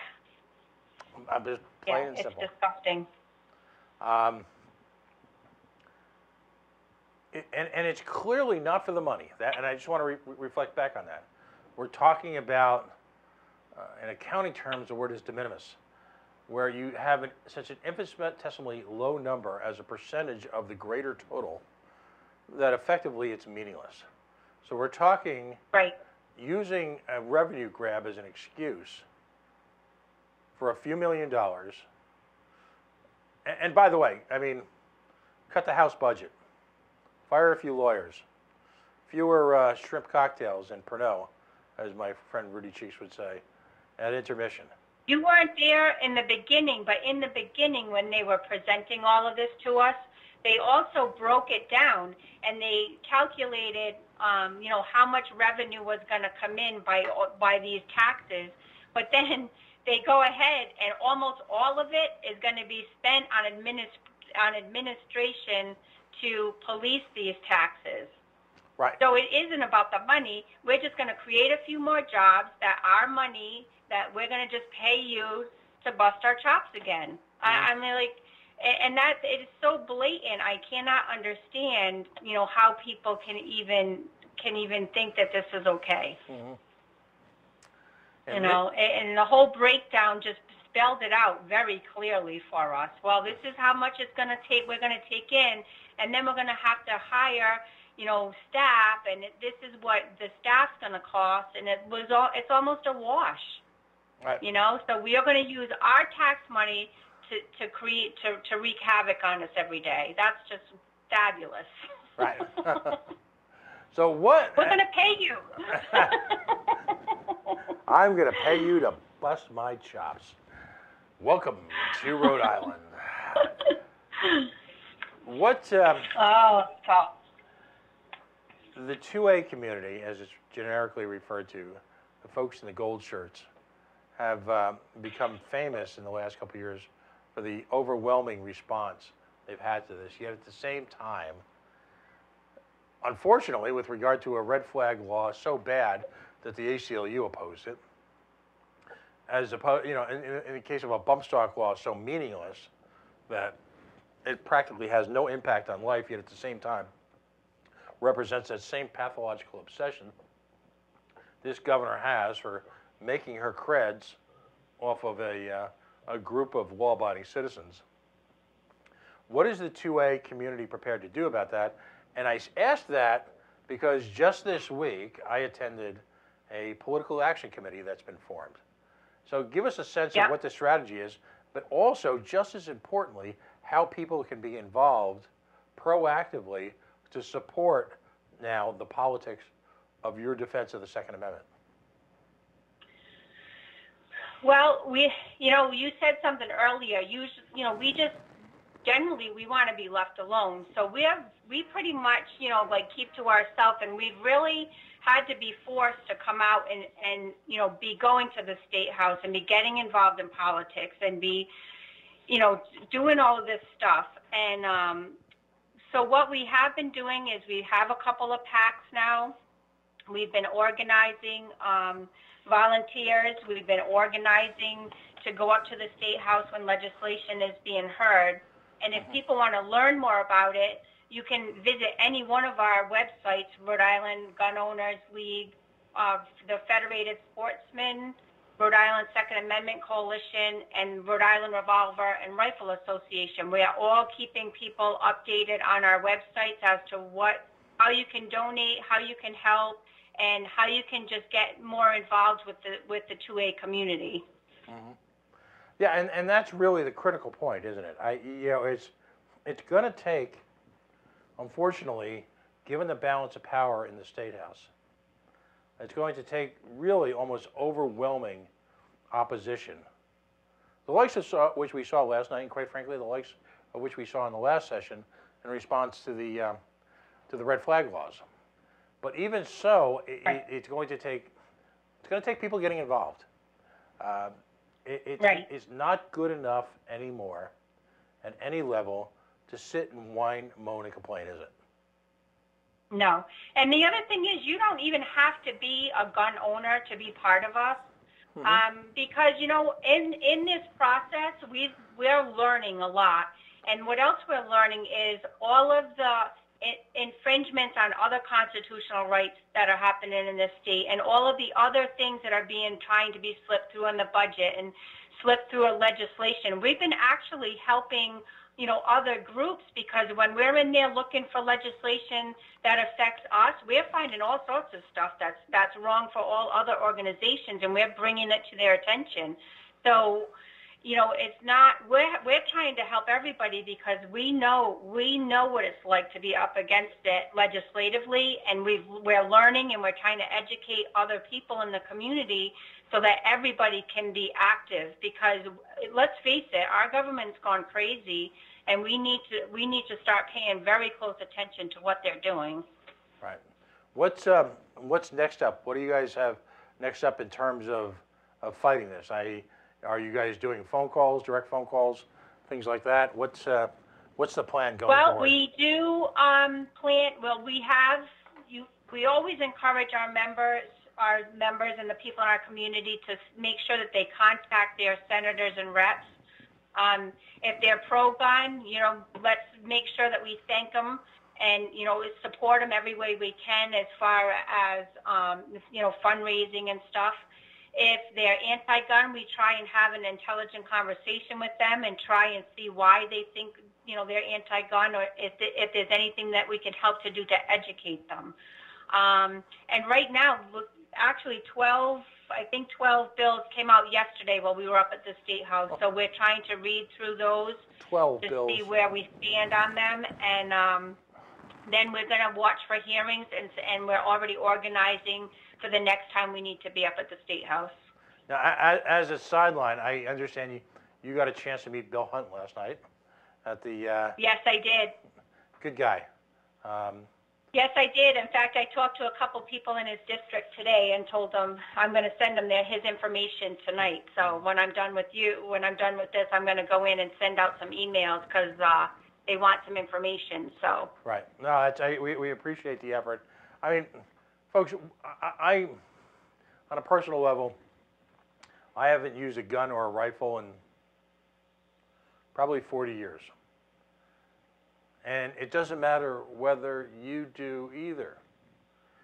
We need to stand in support of activists who will work to protect your fundamental rights, should you choose to use them or not. We wouldn't think twice, for example, Brenda, about arguing on behalf of someone's First Amendment rights, right? We just wouldn't. It's a reflexive notion. We certainly would be upset if we saw members of the community subject to illegal search and seizure, say under the Fourth Amendment, right? If they were treated unfairly by law enforcement, we would be, I think, right up there defending that individual. Right. Just because you don't own a gun doesn't mean you should not be in complete support of the Second Amendment. Because I just want to reflect to people that the Second Amendment has less to do with shooting and the right to use firearms in sporting as it does to make sure that you're able to defend yourself both on a personal level and from any number of the societal concerns revolving around an out-of-control government that can exist. Those are the reasons why you support the Second Amendment. Once it's gone, or as we continue to see it chipped away at, it'll be too late.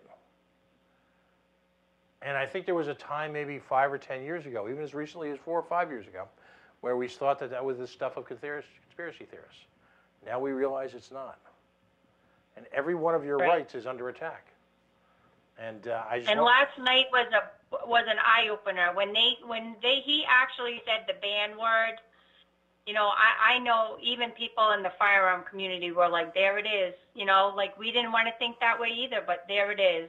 And to think, you know, that the reason that this was put in the budget was for that negative externality, that says what they're thinking of us. Right. They need to shut us down in order for them to come out with all of these crazy tax this, tax that. I mean, this budget is just a blatant representation of the agenda-driven people that are trying to take over our country right now. And I hate to even think that, but I'm watching it unfold with my own eyes, and I'm in disbelief of it, but I'm seeing it happen, and it scares me to death. Oh, I hear you. Well, I'd like to put this invitation out to you and your organizations, to folks like you who are warriors on behalf of individual and civil rights. I have an open door policy. I hope what we've started here is a really strong back and forth between myself and the coalition and your organizations, as well as some political elements that we talked about, to create a line of communication so that we can do whatever we can do in our own small way to support your heroic efforts, to be blunt. And I've met a whole number of people last night, and I met them at the 2A. I mean, I met them at the Armory earlier in the week and at hearings last year, and I continue to be as impressed as hell as to what you folks are able to accomplish. Well, we appreciate all the help that we can get, and I appreciate you letting me come on tonight and talk about it. And I encourage everybody to try and learn how to shoot. There's so many opportunities out there, and if anybody's ever wants to just try or even just ask questions and get more educated on the subject, please reach out to any one of our groups. We are more than happy to help anybody. And how can folks get in touch with you in regards to any one of these efforts? You can go to the website, RIRRAI.org, which is Rhode Island Revolver and Rifle Association. And those phone numbers and emails come to me and some of the membership people, so we'll always get right back to you. Mm-hmm. So any questions you have or information, feel free to contact us through that website. Super. Thank you so much for joining me on a Friday night again. So, well, it worked this time. That's fantastic. Absolutely. Brenda Jacobs, she of the Rhode Island Revolver and Rifle Association. She's one of a number of frontline organizations working as volunteers, as concerned citizens, and in my opinion, as patriots, to defend your right to bear arms and your right to engage in self-defense of both you and your community. It's that important. Brenda, thank you so much. We'll talk to you during the week. Okay, thank you. Have a great night. You too. Folks, we're going to take one more quick break. Joining us in the next session is Lauren Nidell. Again, another frequent offender to the coalition. We're going to talk about Bernie Sanders. We're going to talk about an incident in Burrillville. Folks, stay tuned. We are the coalition, loud and proud, outrage porn-free, civilly disobedient media, broadcasting live at the Worldwide Coalition Media Headquarters here at the GoLocal Live Broadcast Center, deep in the heart of the city we so love, Providence, Rhode Island. Facebook.com/The Coalition Radio, on the mighty Twitter at Coalition_radio, and of course the mothership at CoalitionRadio.us.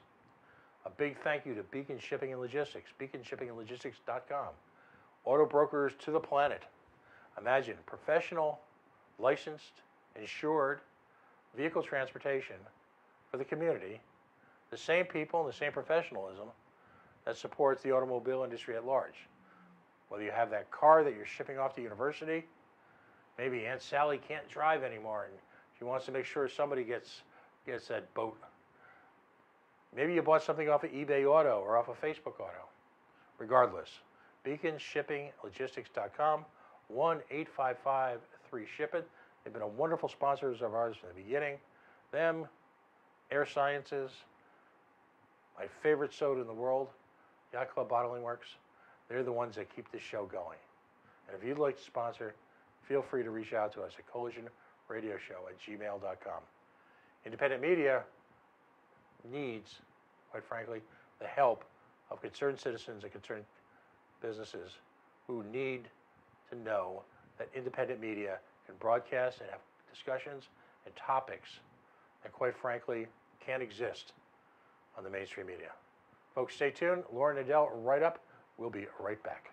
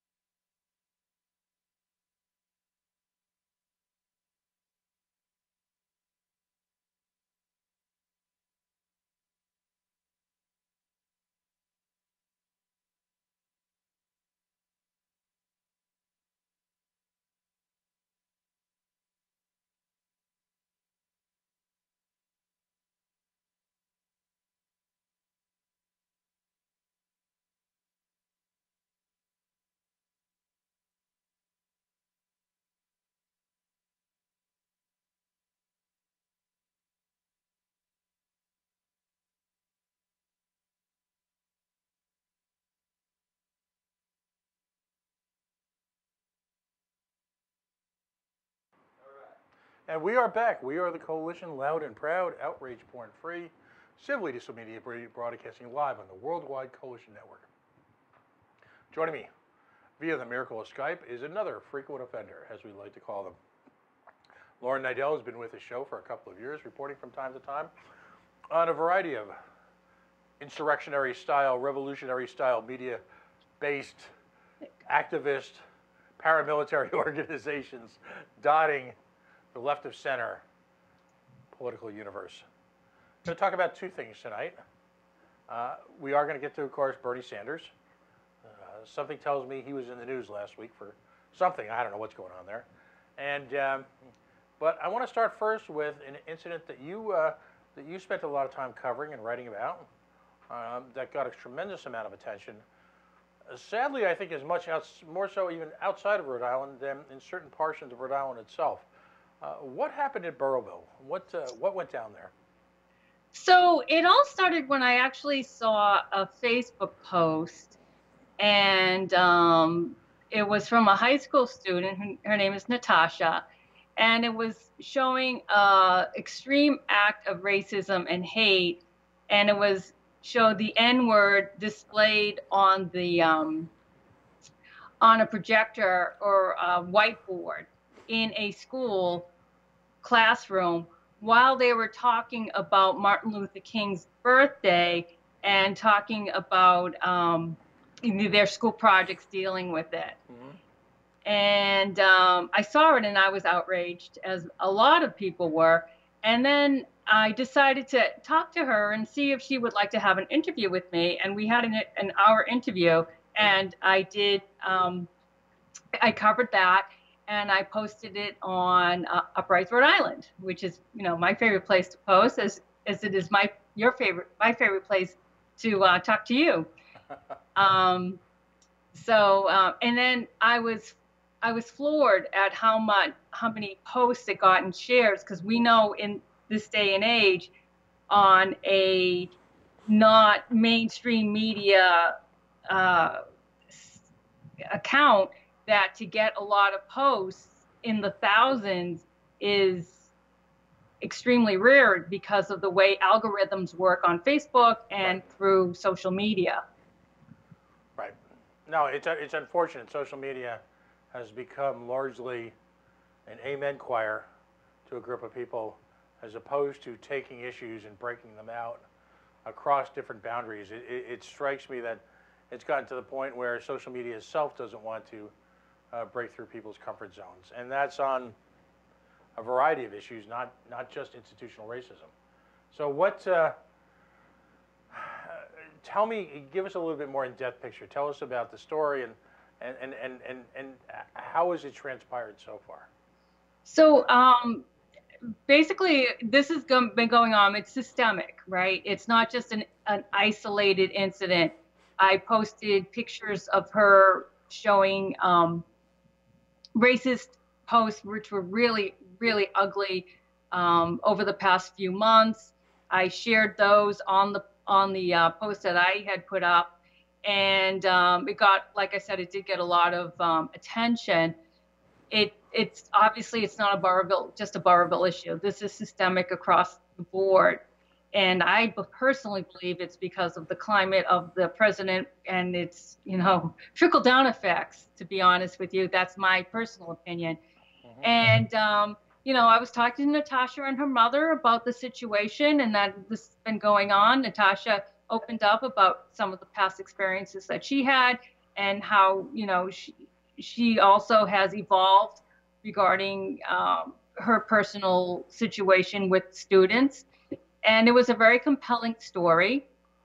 I posted it, and supposedly, right now there's a process going on where this is going to be discussed on a school-wide level, which is, from what a lot of people have said, it's about time, because a lot of schools, and this is, again, it's not a Burrowville issue necessarily, a lot of schools like to sweep these things under the rug.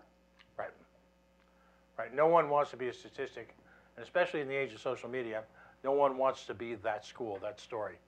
But at the same time, I guess in a state like Rhode Island, where diversity is not just an abstract conversation. It's part of our everyday life, particularly if you're in the cities like Providence and Pawtucket, where, I mean, I joke about it at this point, but, you know, the West End of Providence has got, you know, and it sounds almost silly. I don't want to diminish the gravity of the conversation, but as a reflection of the diversity in the state, you can go to just about any community and find just about every kind of first-generation ethnic restaurant imaginable. So it's that, great. which is a wonderful addition to our quality of life. We experience people and cultures in a way that is very hard to imagine in a significant part of the country. We just simply don't live that way. And how is it possible in the year 2019? How is it possible? I mean, call me naive. How is it possible that people are racist based on the color of his skin? I find that unfathomable. Well, when you're dealing with Northwestern Rhode Island in particular, you're dealing with a very homogeneous society. You're dealing with, in Gloucester, for instance, it's 99.5% white. Mm-hmm. Burrillville, I think it's somewhere around the 96, 97 percentile. Mm-hmm. So it's very white, it's very Christian, and it's very homogeneous. So there's not a lot of diversity. Mm-hmm. So when you have, you know, influxes of diverse people, I think that there's people may take offense to it or may feel that they are protected by the white majority. I'm not sure if that's the case or not, but I certainly feel that that is an issue in certain communities. Mm-hmm. Obviously, racism is everywhere. You know, we see anti-Semitism, we see, you know, homophobia, we see Islamophobia, we see racist acts against any minority, and it's just becoming an issue where it's now more prevalent because instead of just saying things to people's faces where you may not capture a screenshot, people are posting on Instagram, they're posting on Facebook, they're posting, and people are capturing that image, they're capturing that information, Mm-hmm. and then people are more, it's more easily to hold people accountable. Right. It's also easier to post things than it is to talk to people, discuss issues, discuss background, discuss problems, and just try to air things out on Facebook without feeling that there's no repercussions. Right. Now the keyboard courage is alive and well. Right. You know, and it's unfortunate. I mean, in the political world, you have no way to hide. Folks like you and I have to confront face to face the very people that we would take issue with. Right. So there's no place to run, no place to hide. In much of the larger world, though, obviously people can say just the most terrible things, if in fact they're even using their own name as an account, and they can engage in the type of terror. I just can't even imagine how that young lady felt. You know, particularly. It was ugly. It was really, really ugly. I mean, you know, it was beyond, you know, banter back and forth between high school students. You know, it was dangerous. It was dangerous talk, in my opinion. Right, and you had that reinforced by certain adults in the community. So, right. It's unfortunately, I think the only answer is conversation, communication. That sounds, if you come from certain backgrounds, that sounds almost cliche. As a state, I think we just have to work harder, to have people talk to each other and continue to identify our common needs and our common grounds. And that sounds so Pollyannish as I hear myself saying it. But when I look at areas we've gained as a culture here in Rhode Island, you know, for example, you know, dealing with folks in the LGBTQ plus community. Mm-hmm. As the tragedy of AIDS spread across the landscape, folks were no longer the gays. They were, you know, family members, friends, associates, coworkers, when they realized that people were seriously ill with the disease. And as a result, you could no longer call it the gay plague or this or that, when you realize it branched out into the quote-unquote heterosexual world. Well, I mean, I think a perfect analogy to that is the opioid crisis, right? Mm-hmm. when it's a crack crisis, Right. whatever. When it's an opioid white crisis, well, we have to deal with it. Right. No, you're right. We just have to find ways to, um, and again, easy enough to say, but common everyday interaction, quite frankly, to me is the only mechanism when people can understand that differences in appearances don't translate into differences in morality, differences in personal strengths, differences in really anything. And I don't know what we as schools here, if in the year 2019 there are people out there educating their children that it's okay to hate, that's just terrible. And that was one of the interesting conversations that was evolving. And the post itself got over 30 comments, which we know that for a single post to get 30 comments is unheard of, right? Mm-hmm. So a lot of these comments were very supportive. Some of these comments, well, who's to blame? Right. Is it the student? Is it the parent? Is it the school? Well, I mean, personally, all three of them are to blame. Right. And I think the word that's missing from a lot of this is diplomacy. Diplomacy is not just an international, catchphrase or word. Diplomacy is something that needs to be used on daily, in our daily lives. And just talking to people, airing things out, being civilized, and not letting things get so out of control where you start, you start using hate language. Right. And these things need to be nipped in the bud earlier, as opposed to, like I said, swept under the rug. And it goes on and on and on until it festers, until it blows up. And then it's like, okay, now we have to act. We shouldn't get to the point where we have to act. We should be at the point where we are looking at these issues head on, and we're dealing with these issues as they come up, not when it becomes not when it crests into this massive blizzard. No, I hear you. And we've had two school systems be challenged by bullying for a variety of reasons in the last month or two. Far away in the Bristol Warren, you had the Kickamuit School, and now you've got this incident happening, I guess, on a recurring basis in Burrillville. And it just speaks to the need, I believe, for school teachers and school officials to just be more cognizant of what's happening around them. I mean, in all of these cases, if there's a common denominator, is that this was happening on such an overt level. And if you've got parents in there who are paid professionals, well, damn it, do something about it. Right. And I'm not saying that these people are charged with challenging or changing the world's racial composition and creating a worldwide understanding. But certainly on a micro level, if children, who very often are nothing more than mouthpieces for their parents, quite frankly, who've learned this from their parents or their surroundings, if it's being brought into a community environment like that, it needs to be challenged. And it needs to be challenged quickly before it turns into a situation where you've got a young child like this young woman, feeling that she is a target for a wide range of people. It's just in the same case in Bristol Warren. So I don't know. I mean, if you can't be accountable to what's happening in your own classroom at that level, where people feel empowered to engage in that kind of behavior, I don't know. To me, it speaks volumes. Yeah, it was quite an eye opener, and at one level, I'm like, I think the article has a lot of positive aspects in it, because it opened the conversation up probably more than if the article wasn't written, and if it was just kept, what happens in Burrillville stays in Burrillville.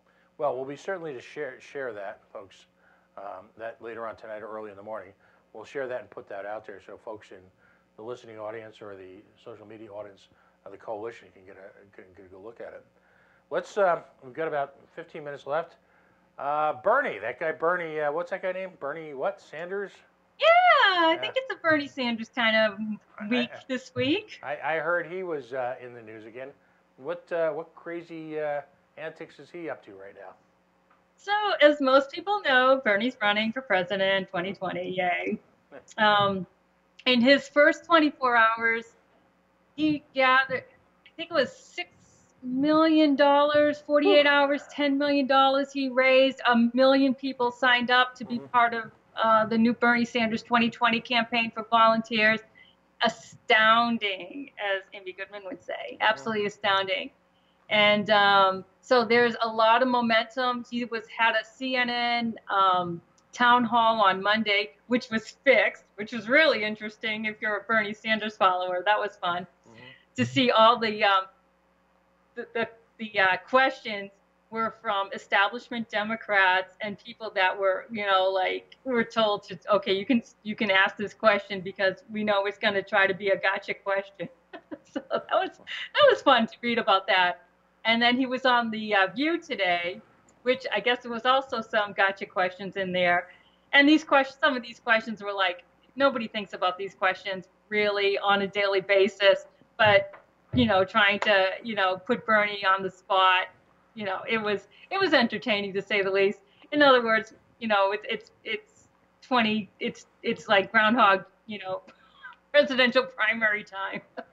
Well, now, it's a pretty crowded field in the Democratic Party this time. Whereas last time what was it at one point? It was Hillary, Bernie, and good old Lincoln Chafee. Yeah, Lincoln Chafee and O'Malley. Right, O'Malley. Forgot about O'Malley. Now you've got some real players, as it were. Right, and Biden might be in the picture, too, by the end of next week. Right, so you've got Kamala Harris, you've got Bernie, you've got Joe, as we lovingly refer to him, crazy Uncle Joe Biden. How about that crazy guy? Who else is gearing up as well? So we have Inslee, who just declared, and then Amy from Minnesota. Amy Klobuchar or whatever. Yes. The one who combed her hair with a fork. We have Cory Booker. There's like several of them. I think we're up to about 10 or 12. I think the interesting thing is everybody wants to pretend, and of course Elizabeth Warren. Everybody wants a piece of the pie. The problem is everybody wants a piece of Bernie's pie, and Bernie's people are Bernie's people. They're not sharing. Right. And so now instead of going after Bernie's pie, what they're really doing, so Bernie has his pie and he's got it, what his pie was is 3/4 of what it was before. They're going after Hillary's pie. Right. And then Hillary's pie is being divided up into 20 pieces. Right. So that's how I look at it. There's like 1/4 of Bernie's pie that's being divided up into those 20 pieces, and Hillary's dividing up her pie into 20 pieces. And then Bernie still has 3/4 of his pie. Right. So I think that his following, and of course he has a following, not just 3 years or 2 years or 4 years or, this speech that was whatever. He goes back 40 years. So he's got people that have been with him all this long time and stayed with him. And of course, 2016, the people that were really, passionate about Bernie are staying with Bernie. And so I think the more the merrier, in my opinion. The more people who are in this race, the better it is for Bernie. If Biden gets in, he's just going to take more of Kamala's pie. You know what I mean? He's not taking Bernie's pie. He's taking Kamala's pie. So Warren is taking Warren and Kamala are splitting, the Hillary pie. Right. So what's astonishing to me is if you had told me a year ago that Elizabeth Warren would almost be an afterthought. She doesn't, and then of course we haven't even talked about Tulsi Gabbard yet. Right. Today it was announced that the governor of the state of Washington. That's Inslee, yeah. Right, is going to be running, and he's of course great on the environment, by the way. He's really good. Right, but he's already being claimed. The opposition is already trying to portray him as the Amazon candidate, that somehow he's in Jeff Bezos' back pocket. You know, how does this, and think about it, this is the crazy part. It's 2019. There's really only about a year and 2-3 months before the national convention. You know, where are these people going to be able to generate enough money? Are some of these people in it just for the quick flash and the recognition? I mean, you know. Yeah, I mean, I think they're looking to be a player for maybe not this time around, but in 4 years. I think it's going to be very, very challenging for people to get the money. Right. I mean, it's, you know, Bernie does it with, you know, small donations. I think it's $26 it's averaging in donations. The donation amounts, I think, was around the 365,000 already individual donations. It's an insane amount for 1 week. Right. And he's doing it without corporate money. Already, Elizabeth Warren said, "Well, I'll do without corporate money during the primaries, but if I get in, if I'm the nominee, then I'm fine with corporate money in the general because I'm going to need it." Right. Bernie has never ever said that. So and I think he has been more consistent with his values, with his speaking points, et cetera, than any other candidate can possibly say. So I think on the progressive field that he is, personally, I feel, obviously this is my opinion, that he's the go-to guy. So now, clearly, if you're not immersed in the Democratic world, but at the same time, you're trying to watch closely and understand it, who gets what appears to be the hottest endorsement of the year, and that's AOC. Who gets the inimitable AOC's endorsement? Do you think it goes to Bernie? It's going to be Bernie.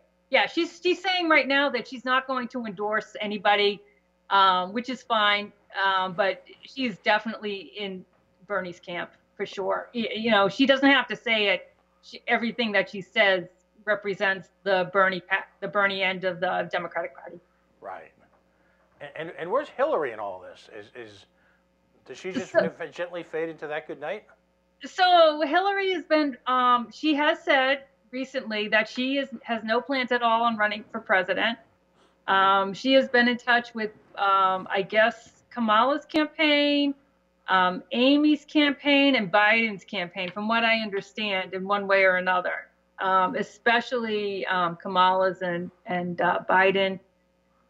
She's been in talks with them.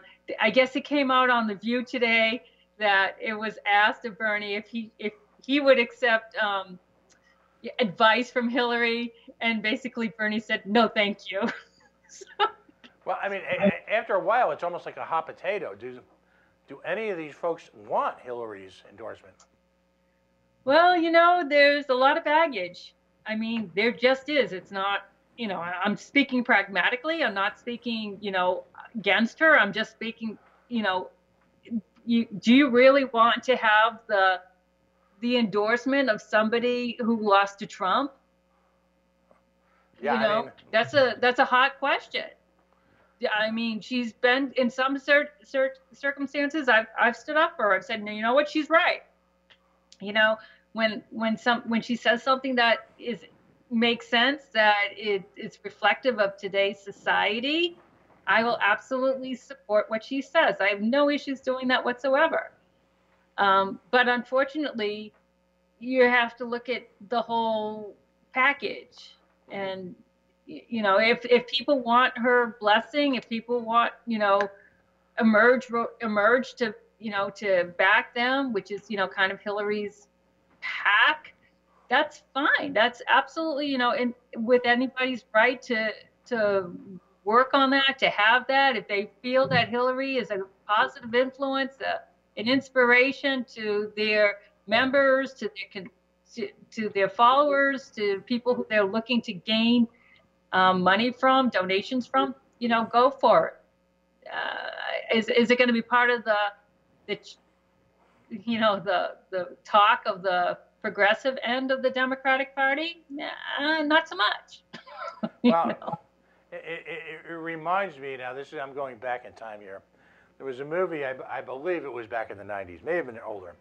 One of Glenn Close's first movies. It was called Dangerous Liaison. Oh yeah, yeah, I saw that. And you know, I don't think I'm going to spoil it for anybody because the movie's over 3 hours. 30-year-old movie anyway. Right.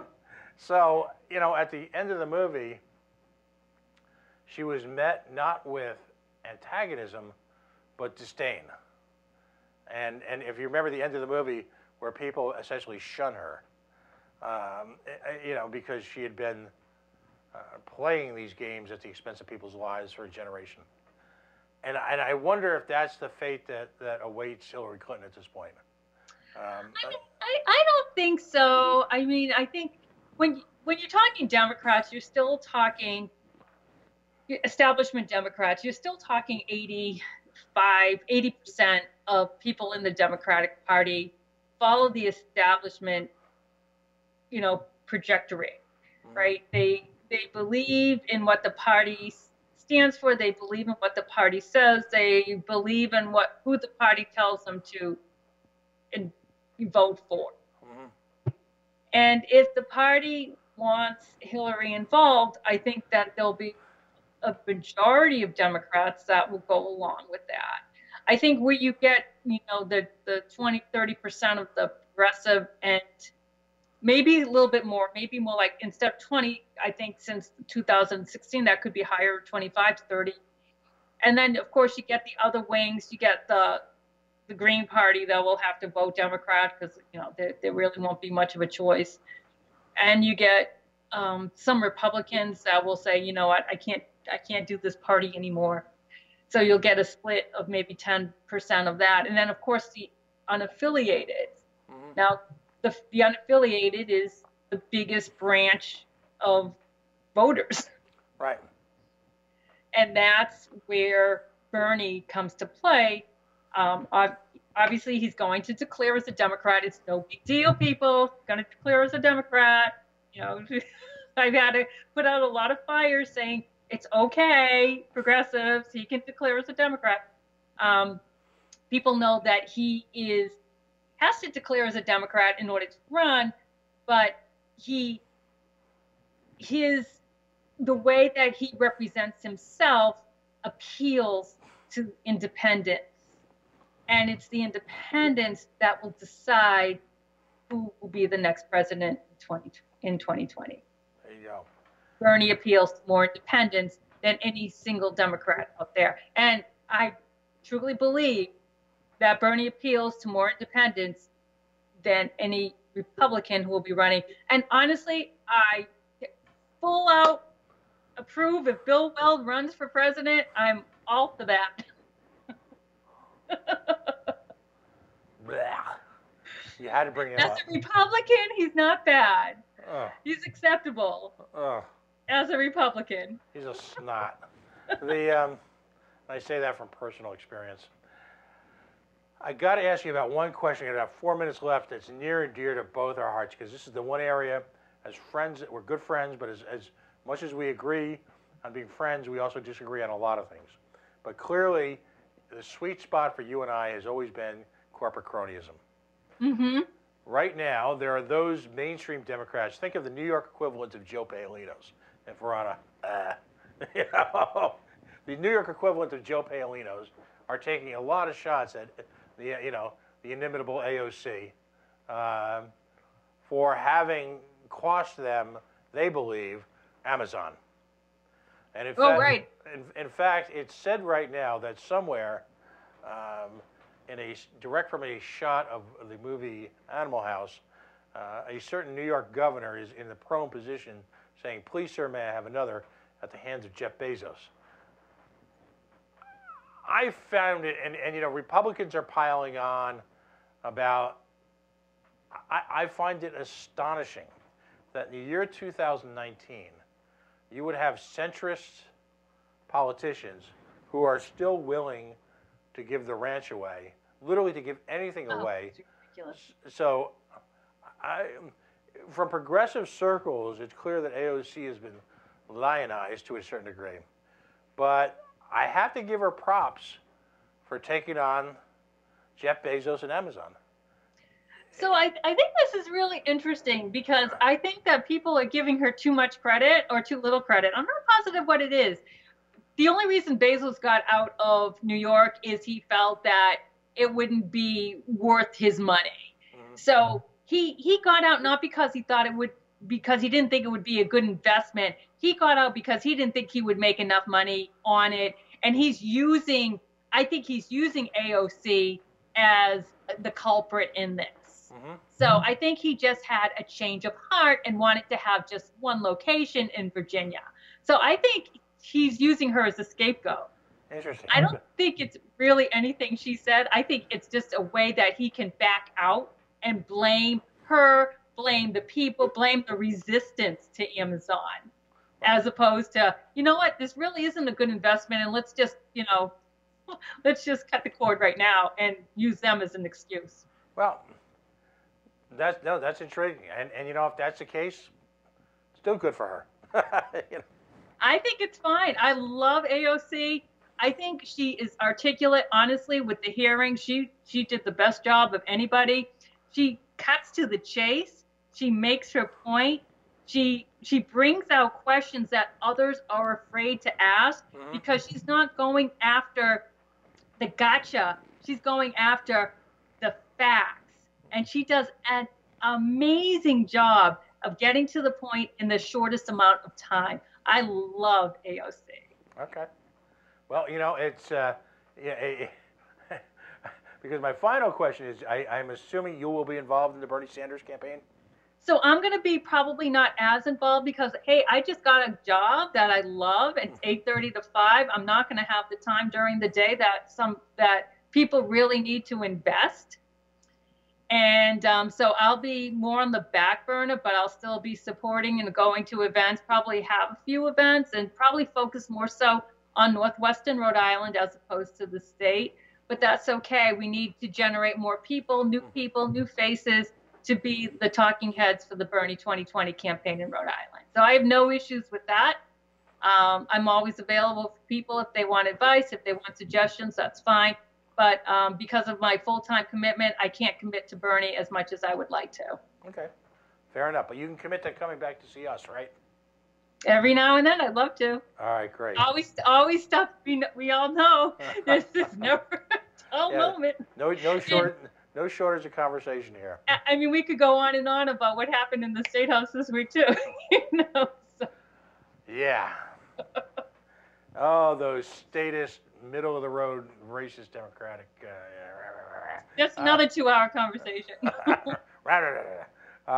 Listen, thanks again for coming in. Thanks for joining me tonight. Hey, my pleasure as always, anytime. All right, buddy. Lauren Nidell, she of a variety of insurrectionist, opposition, under the ground, paramilitary, socialist, democratic organizations, ready to take on the world, and clearly excited at the prospect of a Bernie Sanders presidency. Does he nominate AOC for vice president? No, absolutely not. She is not old enough. Wow, good response. Not old enough. So who will be the vice president, do you think? I think Bernie had said himself, it is not, the vice president will not look like him. Probably not white, probably not male, and hopefully, I'm hoping either from the South or from the Midwest, because we want a diverse team if Bernie gets in. We definitely want a team to reflect the country and not reflect one particular nationality. Excellent, excellent. Well, again, Lauren Nidell, thank you so much. My pleasure. And we'll see you soon. Bye. Folks, that's going to end it for tonight, on time for once. We are the Coalition, loud and proud, outrage porn-free, civilly disobedient media broadcasting live on the worldwide Coalition Media Network here at the GoLocal Live Broadcast Center, deep in the heart of the city we love, Providence, Rhode Island. Folks, it's 9 o'clock now. It's the witching hour. It's time to go out and have way too much fun tonight. Beat the snowstorm out. Beat the snowstorm back in. Come on out for dinner. I'm surrounded by great restaurants, great bistros, great bars. Facebook.com/The Coalition Radio. On the mighty Twitter at Coalition_radio. Of course, the mothership, CoalitionRadio.us, where this week we are featuring a vintage Coalition interview with Stephen Brown, Executive Director of your Rhode Island American Civil Liberties Union. Stay tuned, folks. We'll see you next week.